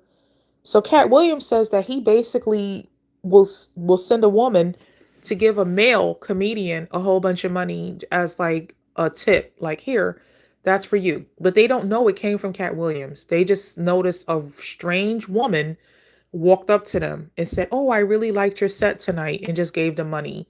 And I understand Katt Williams is doing that like as a comedian, looking out for fellow comedians, because it's not like it don't pay as much money as other fields of entertainment, and he respects other artists like himself. That's really nice. That's But again, what I'm saying is he's just giving money away, not to a long-term effort that's benefiting the Black community. It's just random. Oh, I have so much extra money, I'm just going to give it away. And, it's like he's limited with what he can do with his money.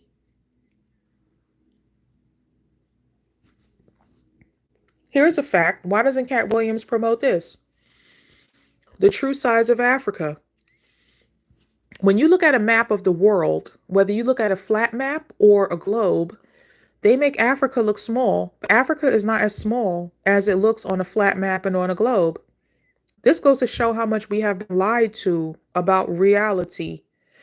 Russia can fit into Africa with all of that space left. Brazil can fit into Africa with all of that space left. The United States can fit into Africa with all of that space left. Europe can fit into Africa with all of that space left over. China can fit into Africa with all of that space left over. And below that, India can fit into Africa with all of that space left over. Now, here's what's significant about this. They say that China has 1 billion people. They say that India has 1 billion people. So you mean to tell me 1 billion people in China plus 1 billion people in India, you could put both China and India inside of Africa and still have room left over. So what does that mean? That means that there's more than 2 billion people in Africa. Even on Wikipedia, it tells you there's 1.7 billion people in Africa. Now, in Africa, if you can't afford to go to the hospital, you got to have your baby at home in the bush. You just got to deal with it on your own. So obviously, if they think there's only 1.7 billion people in Africa, there's more than that, because there's people that's not accounted for. So if there's 1 billion people in China, 1 billion people in India, and you could successfully fit China and India inside of Africa, there's more than 2 billion people in Africa. So the way that they draw it on the map, whether it's a globe or a flat map, is a complete total lie. It's way bigger than how it's drawn. Now, that's a fact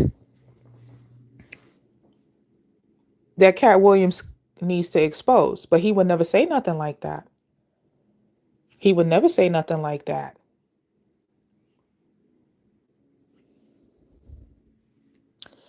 Katt Williams on Donald Trump, Joe Biden, and politics. This is a clip that Shannon Sharpe posted from the larger interview. Katt Williams says, "This is sad. We've never been here before. We've never been at the point where either option was not good for us in real life. This is a different conversation. Would you rather go back with your ex, or would you rather go back with the person before them?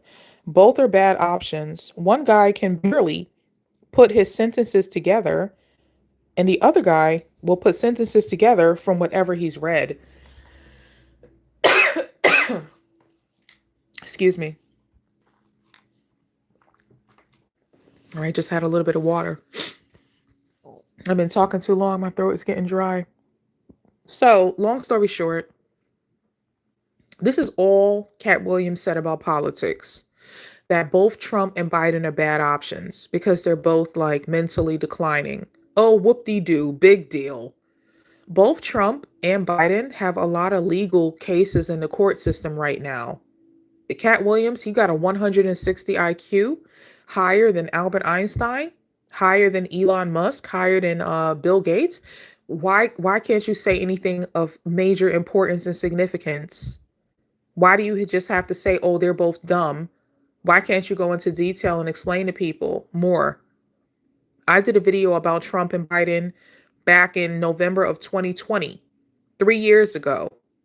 I exposed both of them for being evil, wicked devil puppets, just like Katt Williams.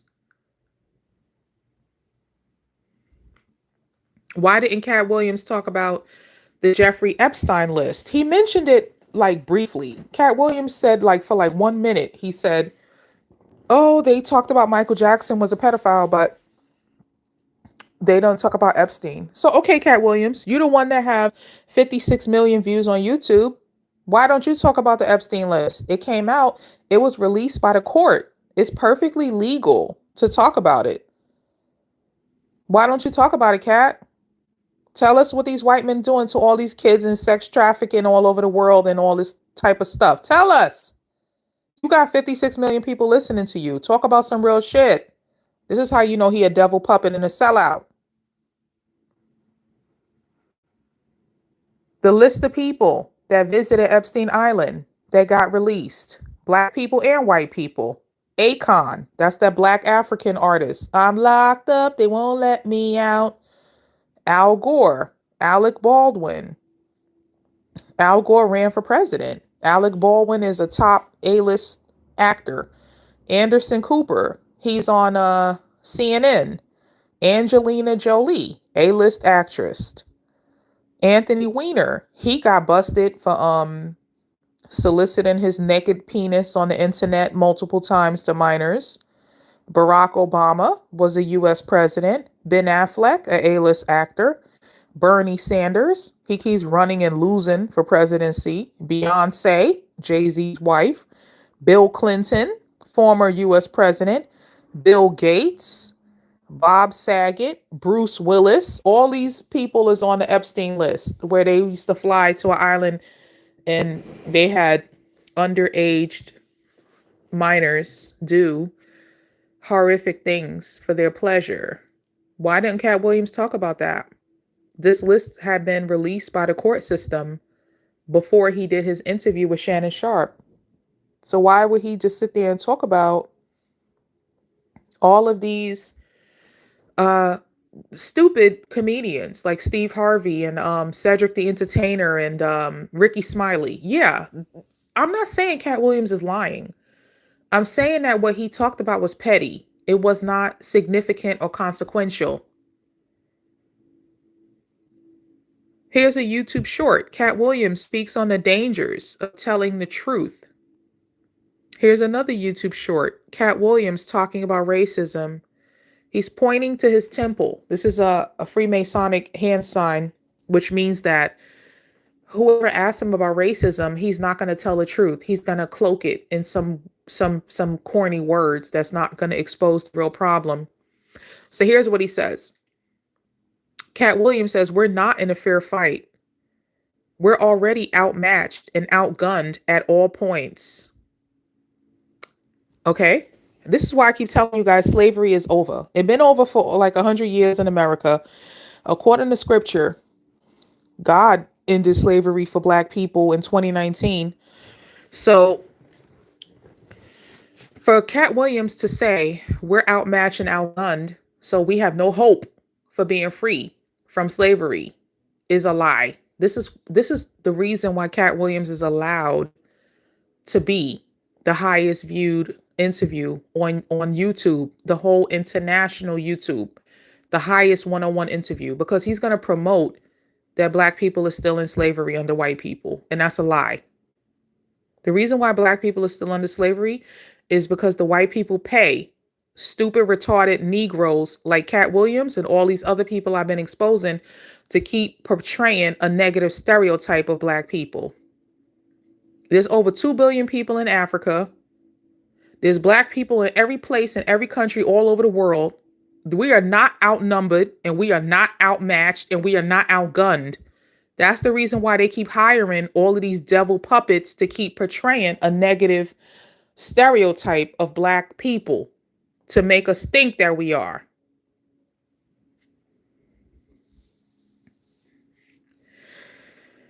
Somebody wrote a comment under a video about the Katt Williams interview. Katt's going to be sold out all year. I'm seeing him live for the first time this year. So because Katt Williams is portraying a negative portrayal, black people are going to go and pay money. From what I heard, the tickets to see Katt Williams at this point are over $100. The last time I saw a Katt Williams stand-up, it was several years ago. It was funny, but the majority of jokes that he told was about smoking weed. It wasn't like he was so phenomenal. He didn't talk about the news or like nothing that really was important. It was very silly. I haven't watched in years because I didn't think he was that good. I don't follow everything he does. But because of his interview, now people is willing to pay over $100 to go see him not be as funny as he used to be. Somebody else, they posted a quote from Katt Williams. There isn't us versus them. There's God's side and the other side. Katt Williams, lovely words. So if Katt Williams says it's not us versus them, meaning it's not about black or white, it's not about male or female, it's not about young or old, all of the things that we argue over. The young people are bad, the old people, always say that, black and white or male and female, all of the issues that we fight over. It's not about that. It's about God's side and the other side. I agree with that. It is. There are people all over the world who believe in God. It don't matter if they black, white, Asian, Hispanic. It don't matter. If you're a godly person, you're going to make the right choice. You're never going to sell out to the devil. Never. Never. But Katt Williams already sold out. So for him to even be running his mouth, talking about this God side and the other side, he chose the other side.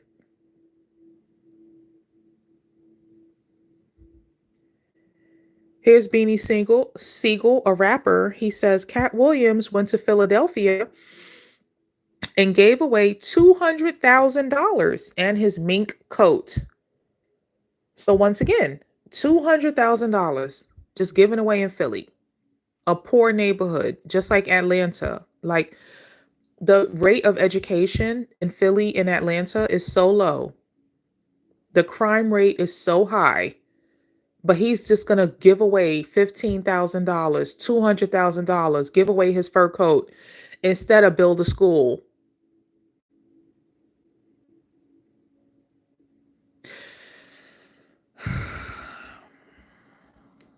People wrote comments. They said that Katt Williams said in his interview with Shannon Sharpe that he read 3,000 books a year and was ready for college at 7 years old. And he denied having any mental health or drug issues. People said, I don't even see how anyone finds that believable. 3,000 books a year at 8 years old? So some of the things that Katt Williams said in that interview with Shannon Sharpe were obviously lies.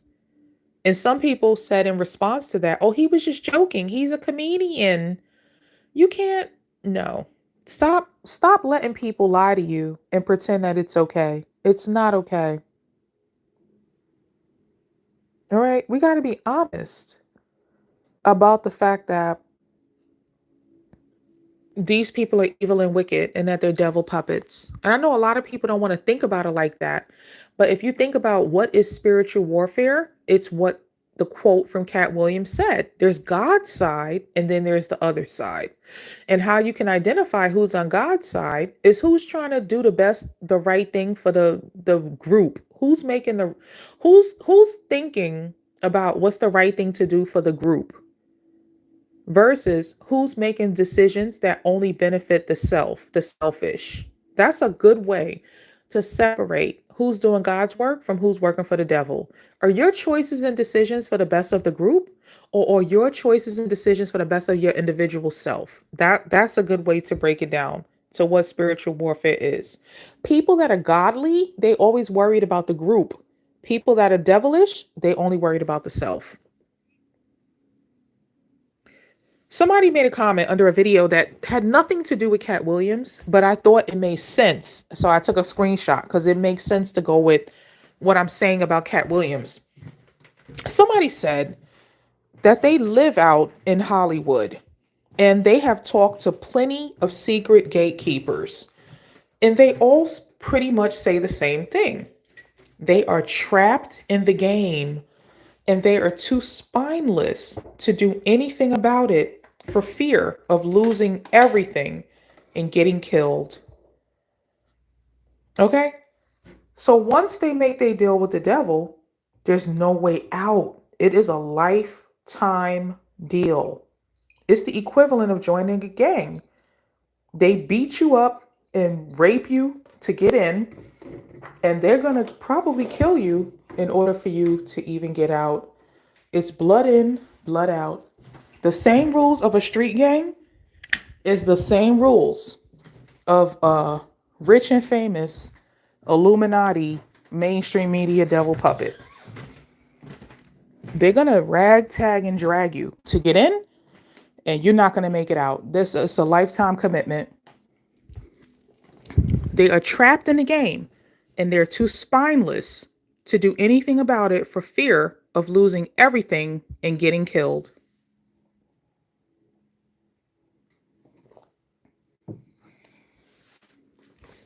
This came to mind for me as I was doing the research on Katt Williams. A lot of his mugshots that he looked like he's on drugs, it reminded me of Orlando Brown. To me, they look the same. Like the face of Katt Williams and his mugshots, it looked like Orlando Brown to me. The difference between Katt Williams and Orlando Brown is that Orlando Brown has admitted in numerous interviews that he's done that he has a substance abuse issue.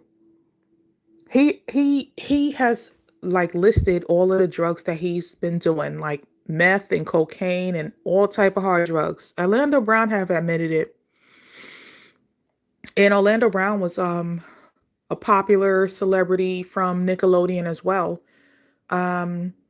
He was on like a bunch of different Nickelodeon shows, just like Nick Cannon and Keenan and Kel. He came up in that same group. But now Orlando Brown is on the internet talking crazy, just like looking crazy.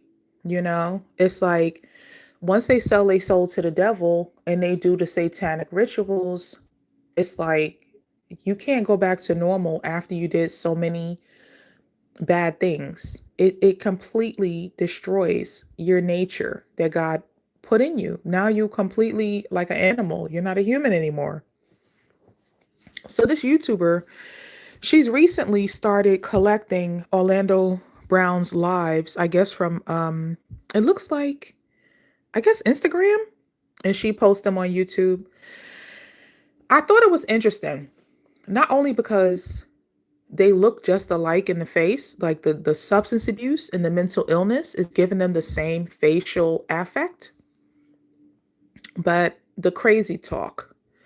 Like for Katt Williams to say he read 8,000 books a year and he was accepted to college when he was like 12 or 13, all of this weird talk. Like you are exaggerating or you're mentally ill to say these things. It's called delusions of grandeur. Anyway, Orlando Brown, I'm going to read these titles of these videos to you guys so you understand what I'm saying.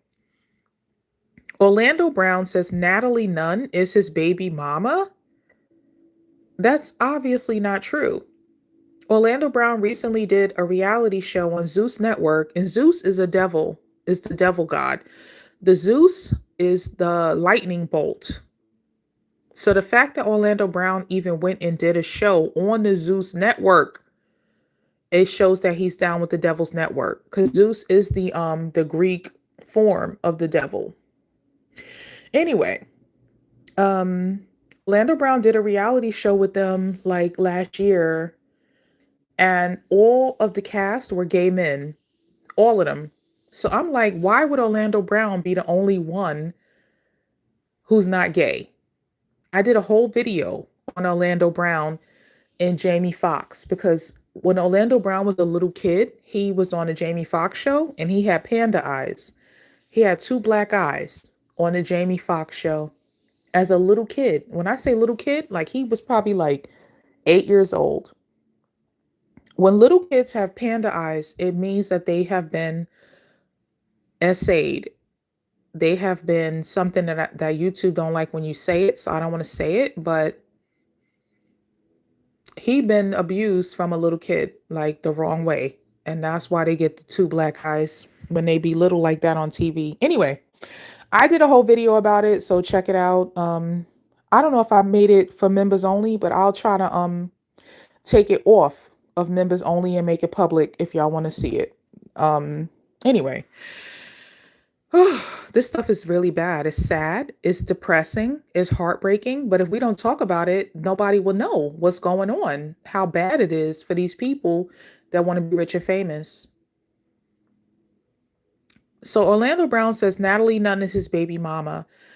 Natalie Orlando Brown from jail to put him in the Zeus Network show where the whole cast was gay men living in a house on a reality show.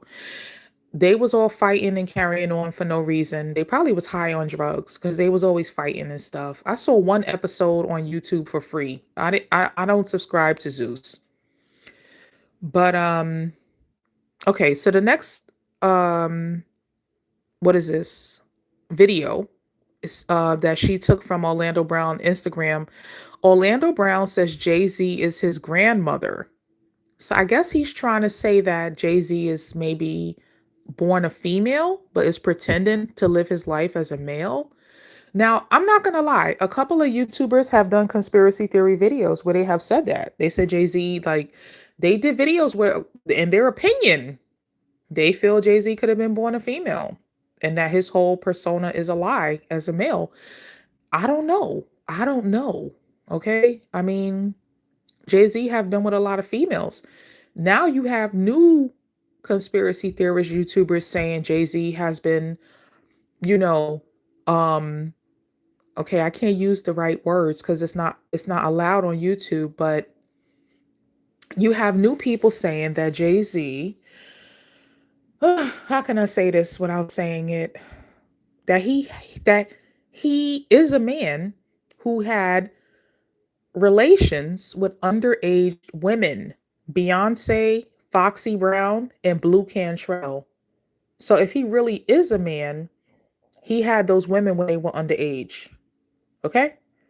So I don't know if Jay-Z's a male or a female or what. I don't know. But I'm just saying, Orlando Brown saying that Jay-Z is his grandmother is a way of Orlando Brown saying Jay-Z was born a female. Or the third one says Orlando Brown says Beyonce has AIDS. Now, how would Orlando Brown know that? Maybe because he already been in the industry since he was a little kid. He was doing TV shows. I don't know.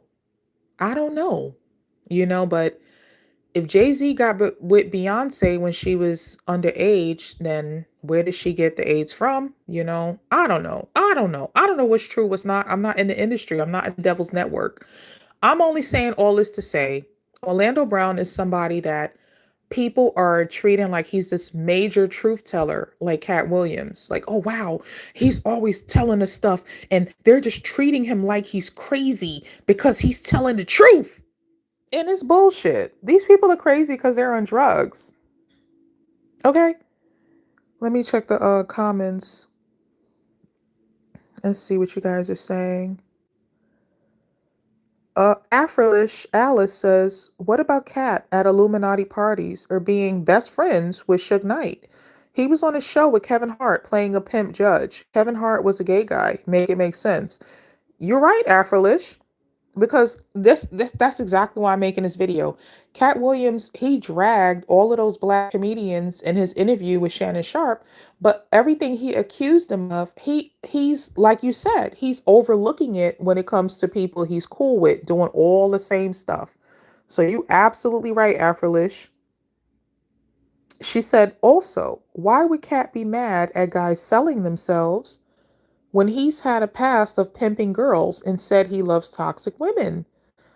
Okay. Oh, Yella said, yes, I saw that list. Maybe you're talking about the Epstein list. Yeah, it came out. It's perfectly legal. Anybody right now can go on Google and find the Epstein list, the flight log, and you will see all of them people on there as presidents, politicians, and A-list actors, male and female. Everybody that you know and love done been messing with little kids overseas. That's part of their satanic ritual. Afrolish said, Katt said he smokes more than Snoop Dogg hired someone just to roll his blunts. said he has medical prescriptions. So a doctor recommended him to smoke that much when it leads to lung cancer and respiratory issues. Well, yeah, Afrolish. I think Cat Williams just be lying. Like I don't think he was lying on the comedians that he exposed, but like he was definitely lying when he said he read 3,000 books a year. I think he's lying when he says that he has a 160 IQ. I think he's lying when he said that he was accepted to college when he was like 12. So, there's a mental health or substance abuse issue going on. Oyela said, yep, these people are scared. They're scared to upset these so-called higher ups and getting killed, as well as that check will go down the drain. Yes, Oyela. You know what? I've said repeatedly throughout this video. I think the right next video for me to do is the one about the movies that expose all of the satanic rituals people do to get rich and famous. Because if the money starts going up as they keep doing all of the bad behavior, but if they stop, if they're like, okay, I did this, I did that, I did this, I did that, I did 10 things. I don't want to do this one y'all want me to do. Then they lose the whole money that they earned from doing all the bad stuff all along. So yeah, I think that would be the next best video for me to do for y'all. Afrolis says, these people are all on the same side. Oyela says these people know damn well you can't serve two masters as they straddle the fence of telling the truth and serving the devil. You know, Oyela, they're not even straddling the fence. It's part of their devil assignment to trick people, to lie to people, manipulate people into being devilish. So them telling a little bit of truth is part of the plan, the plot, to then lead them into evil and wicked. Queen Sugar says there's a picture of Jay-Z back in the day like a time traveler. I've seen that, Queen Sugar. That's a whole nother story. Like, there's a lot of actors and people in mainstream media now that have those time traveler pictures. A lot of people, not just Jay-Z. She's right. She's 100% right. People have done videos on YouTube about this. There are old pictures, like black and white pictures of people that look exactly like today's celebrities. Now, Jay-Z has very distinctive features. So the fact that there's an old picture from like 100 years ago of somebody that looked exactly like Jay-Z would indicate that they time travelers. That's one of the things that the Freemasons are obsessed with, is time travel. That's why a lot of their symbolisms are compasses and clocks. And that's why the necklace that Katt Williams is wearing is a satanic wheel of time that goes into the whole time travel that they're into. But here's what it is. It's demonic possession. The movies that give you an idea about that are the movies about vampires. They live for like thousands of years, right? It's a spirit, but it's a demonic spirit, because what do vampires eat? Blood. They have to kill humans and drink their blood to stay alive, or else they'll die, even though they've been alive for thousands of years. So whatever satanic rituals that they're into, like there's so many movies about this stuff. That's why I'm like, it's probably best that I review movies that talk about this stuff, because that way it's more safe than just coming straight out and saying it. But yeah, they are into time travel, but it's not really time travel. It's demonic possession. So when people sell a soul to the devil for fame and fortune, they give up their soul and a demon inhabit their body. And that's how that demon lived for thousands of years. That person don't live, they die. And a demon lived their life. It's not the same person that made the deal with the devil. Let's see. Argue. You is all gossip, no facts. See, this troll's name is Argue. So they came to argue. If I'm all gossip and no facts, why have I been showing proof throughout the whole video? Okay. Anyway, devil people never get it. Devil people are dumb, deaf, and blind. That's what happens when you lose your soul. You have no connection to God or people that still have their God-given soul. So I'm here speaking as a person who believes in God, who prays to God, who does everything I could possibly do to eliminate sin from my life every day. I avoid doing bad behavior as much as I possibly can out of respect for God. So if somebody's fighting against me, it's because they don't have no relationship to God. I'm not doing this for me. I'm doing this for everybody. They say, don't do drugs, stay in school. I know that's right. Afrolish said they got 60-year-olds marrying 10-year-olds all over the world, Afrolish. You know, I do my content about stuff that's happening in America. But if I was to talk about what's going on outside of America, it's even worse because their legal system is not as tight. So people get away with more. It's very sad. It's very sad. Exactly, Oyela. Argue. Where's your facts? That's the thing with these trolls. They want to argue, but they don't have no proof of what they're saying. Queen Sugar, put him in timeout. Next, I'm going to remove him. Exactly, Queen Sugar. That's nice of you. Give a little warning, a little slap on the wrist, but if you keep acting up, you got to go. Afrolis said, we can question Katt's facts like he questions everyone else. Exactly. That's my biggest problem with the devil people.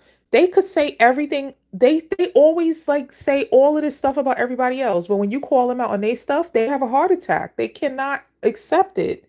They cannot take no criticism. Afrolis said, I'm a nurse with a master's degree. I'm positive no doctors recommend you to do a plate of blunts daily to help eat and sleep and give you a script for that, especially when you only have one functioning nostril. Yes, thank you, Queen Sugar, but you don't need their craziness, Miss Leilani. I know, girl. You know, girl, Afrolis said medical facts. It's true. Like, I'm not going to say smoking weed is as bad as crack and cocaine and heroin, but I know that as a counselor, I know for a fact that some people when they smoke weed, it still ruins their life because it makes them lazy. It makes them apathetic. So they don't care about anything. They don't have motivation. That's a problem. As a human being, you need to have drive and motivation. So even though weed doesn't kill people like outright, like the way people OD and die from heart attacks on crack and cocaine and heroin, weed it still makes people like lose their motivation. So they don't accomplish goals in life that make them feel fulfilled, you know? So yes, all praises to the Most High. Absolutely. Yeah. Thank you, Queen Sugar, for having my back. I don't need their craziness. I've been practicing 90 days of forgiveness. I'm gonna do a video about that too. It's hard. It's so hard because people do stuff to you, and that's the work of the devil's network is to make you act like a devil, and then they use that against you. Oh, look, Leilani for God is screaming and yelling and cursing people out, but after they provoke me 100 times, right? So it's hard. So thank y'all for moderating for me. All right, back to Orlando Brown being crazy. Somebody wrote in the comments, this is what trauma, deep ritualistic abuse looks like. Very sad. With as many people speaking out, these predators need to be held accountable. Somebody below that said, when almost everybody thought he was crazy and hopeless, he showed the world just how sane he really is. He gave just enough truth to keep people listening and just enough crazy to keep himself safe. Now, I don't think there's any truth in this crazy. Orlando Brown says Natalie Nunn is his baby mama. That's not true. Orlando Brown says Jay-Z is his grandmother. That's not true. Whether Jay-Z is a male or a female, it's still not your grandmother.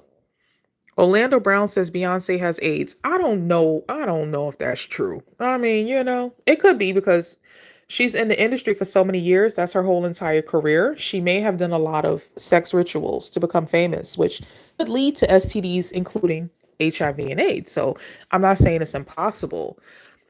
But how would Orlando Brown know that? He lost his fame and popularity before Beyonce became famous.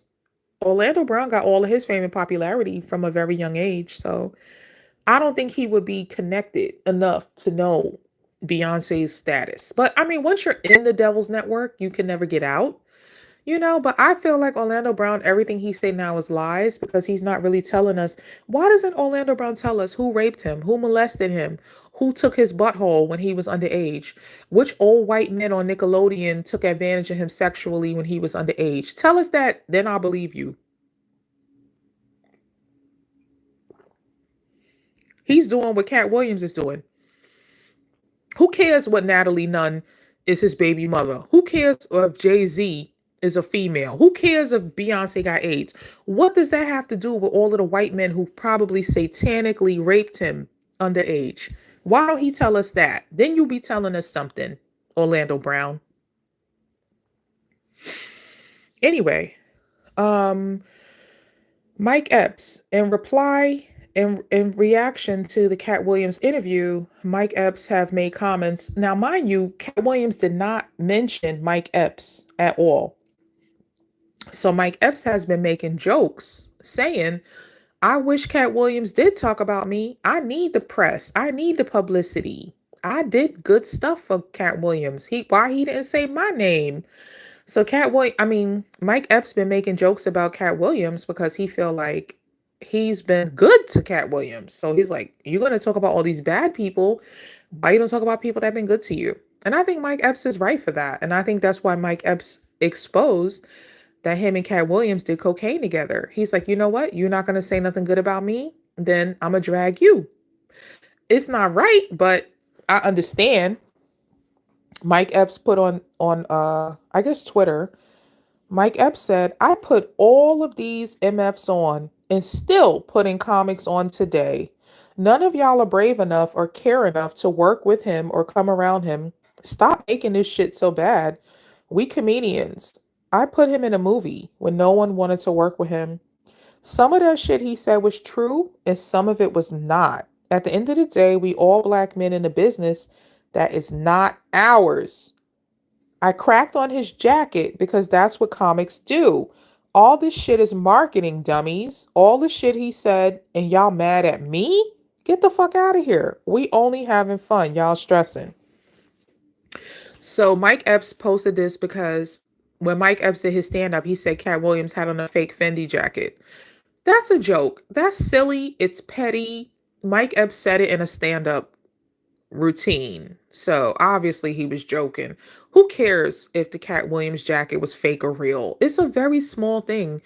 Whether it's fake or real is irrelevant. That's not going to hurt Katt, So Mike Epps is basically saying in this tweet that he is the one who got Katt Williams to be in that movie that made him famous in Next Friday. So Mike Epps is basically saying he's hurt that Katt Williams didn't acknowledge him because he is somebody who helped Katt Williams become the person he is today. So he like, why are you going to focus on the negative and not on the positive, And somebody wrote a comment. They said, I watched Mike and his wife transform the block he lived on growing up, like literally transform it. He's over here having a successful show, fixing the old houses. He ain't worried about men who wear dresses to be funny. So basically, this person is saying Mike Epps is actually using his money to make the neighborhood that he lives in and grew up in better. This is what I'm saying about Katt Williams. Mike Epps is transforming old houses. That means that he's taking an old broken down black neighborhood and making it better, making the standard of living for other black people that he grew up with better. That's what I'm saying about Katt Williams. Why aren't you using your money to do, the right thing to help the black community advance? That's what I'm saying about Katt Williams. Katt Williams could be a crackhead, a pimp, a drug dealer, a drug user, whatever. I'm saying, why is he throwing money away? Giving away $200,000 in Philly and $15,000 in Boosie and $75,000 to get Melba Moore a Hollywood star on the Hollywood Walk of Fame. All of that money, okay? $200,000. A mink coat was probably a good 10 or 20,000. $75,000 for Melba Moore Hollywood star. And $15,000 for Boosie. That's like $300,000. Why couldn't Katt use that $300,000 to help black people fix up their homes like Mike Epps? That's what I'm saying. Something that would benefit somebody long term, not just give people money in the moment to go waste on some bullshit, but a project that really helps people in the long run. That's what I'm saying that Katt Williams is not doing. Dave Chappelle calls out Katt Williams for dissing other black comedians. Why are you drawing ugly pictures of us? This is exactly what I'm saying about Katt Williams. He represents a negative stereotype of black people. And Katt Williams called out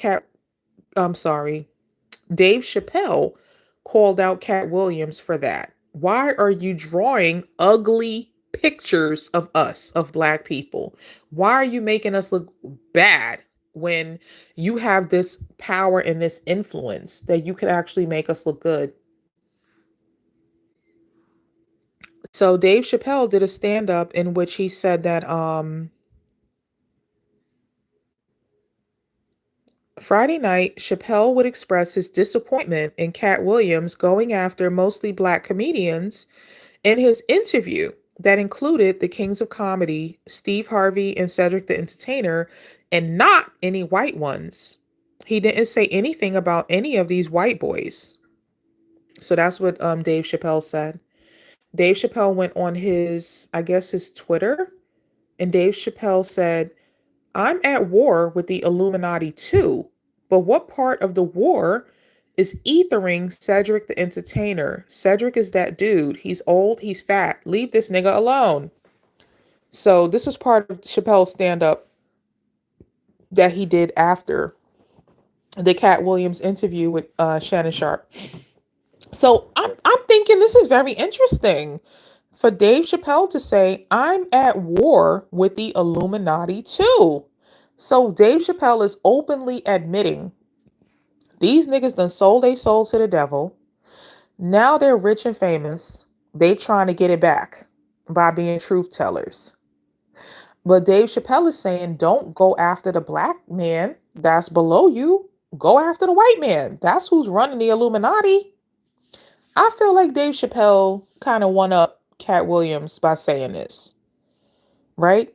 Now, again, I'm not saying that Katt Williams is lying. I do think that Cedric the Entertainer and Rickey Smiley and Steve Harvey, that they are gatekeepers, that they will do whatever the Devil Network want them to do, you know? So I'm not saying Katt Williams is lying, but he's also not saying anything that's really advancing the black community.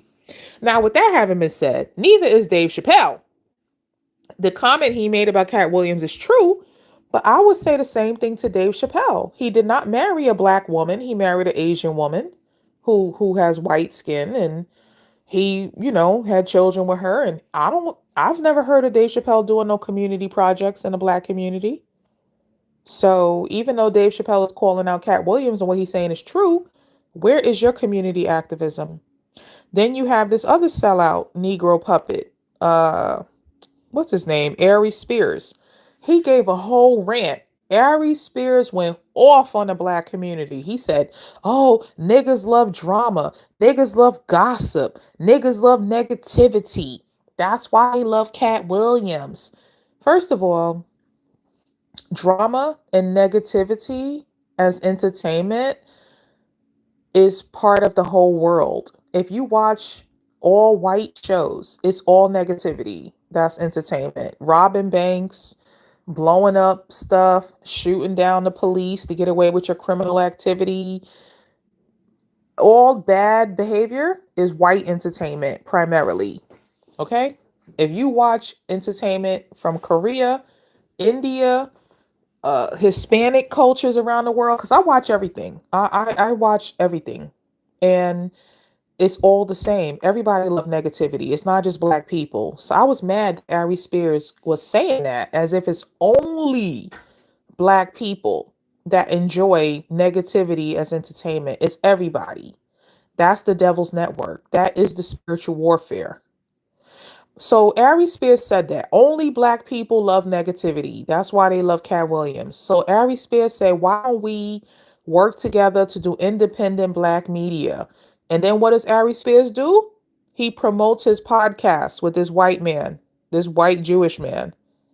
How are you going to sit there, Aries Spears, and give a whole speech tearing down the Black community, saying only Black people like negativity as entertainment, and we need to work together to have independent Black entertainment? Oh, but watch my podcast with me and this fat white Jewish man. This is the problem with these devil puppets. All of this double talk. That's what Katt Williams does. Double talk. That's what Aries Spears is doing. That's what Dave Chappelle is doing. They're all doing double talk. They saying everybody wrong for working for the devil, but they working for the devil too. The origin of Hollywood, and I talked about this, I think, in my video I did about Oprah Winfrey. The origin of Hollywood, the first movie they ever made, was about white people killing, murdering, and villainizing Black people. That's the origin of Hollywood. So everything that has come after that has served that same purpose. So they can't outright now in 2024 make the movies about white people murdering and villainizing Black people. They can't do that no more. So what they do is they use Black people to promote the image of Black people being criminals, murderers, rapists, robbers, ignorant, stupid, dumb slaves. They use Black people to promote that image to Black people. And that's what all of these stupid, retarded, dumb Negroes are doing. All of them.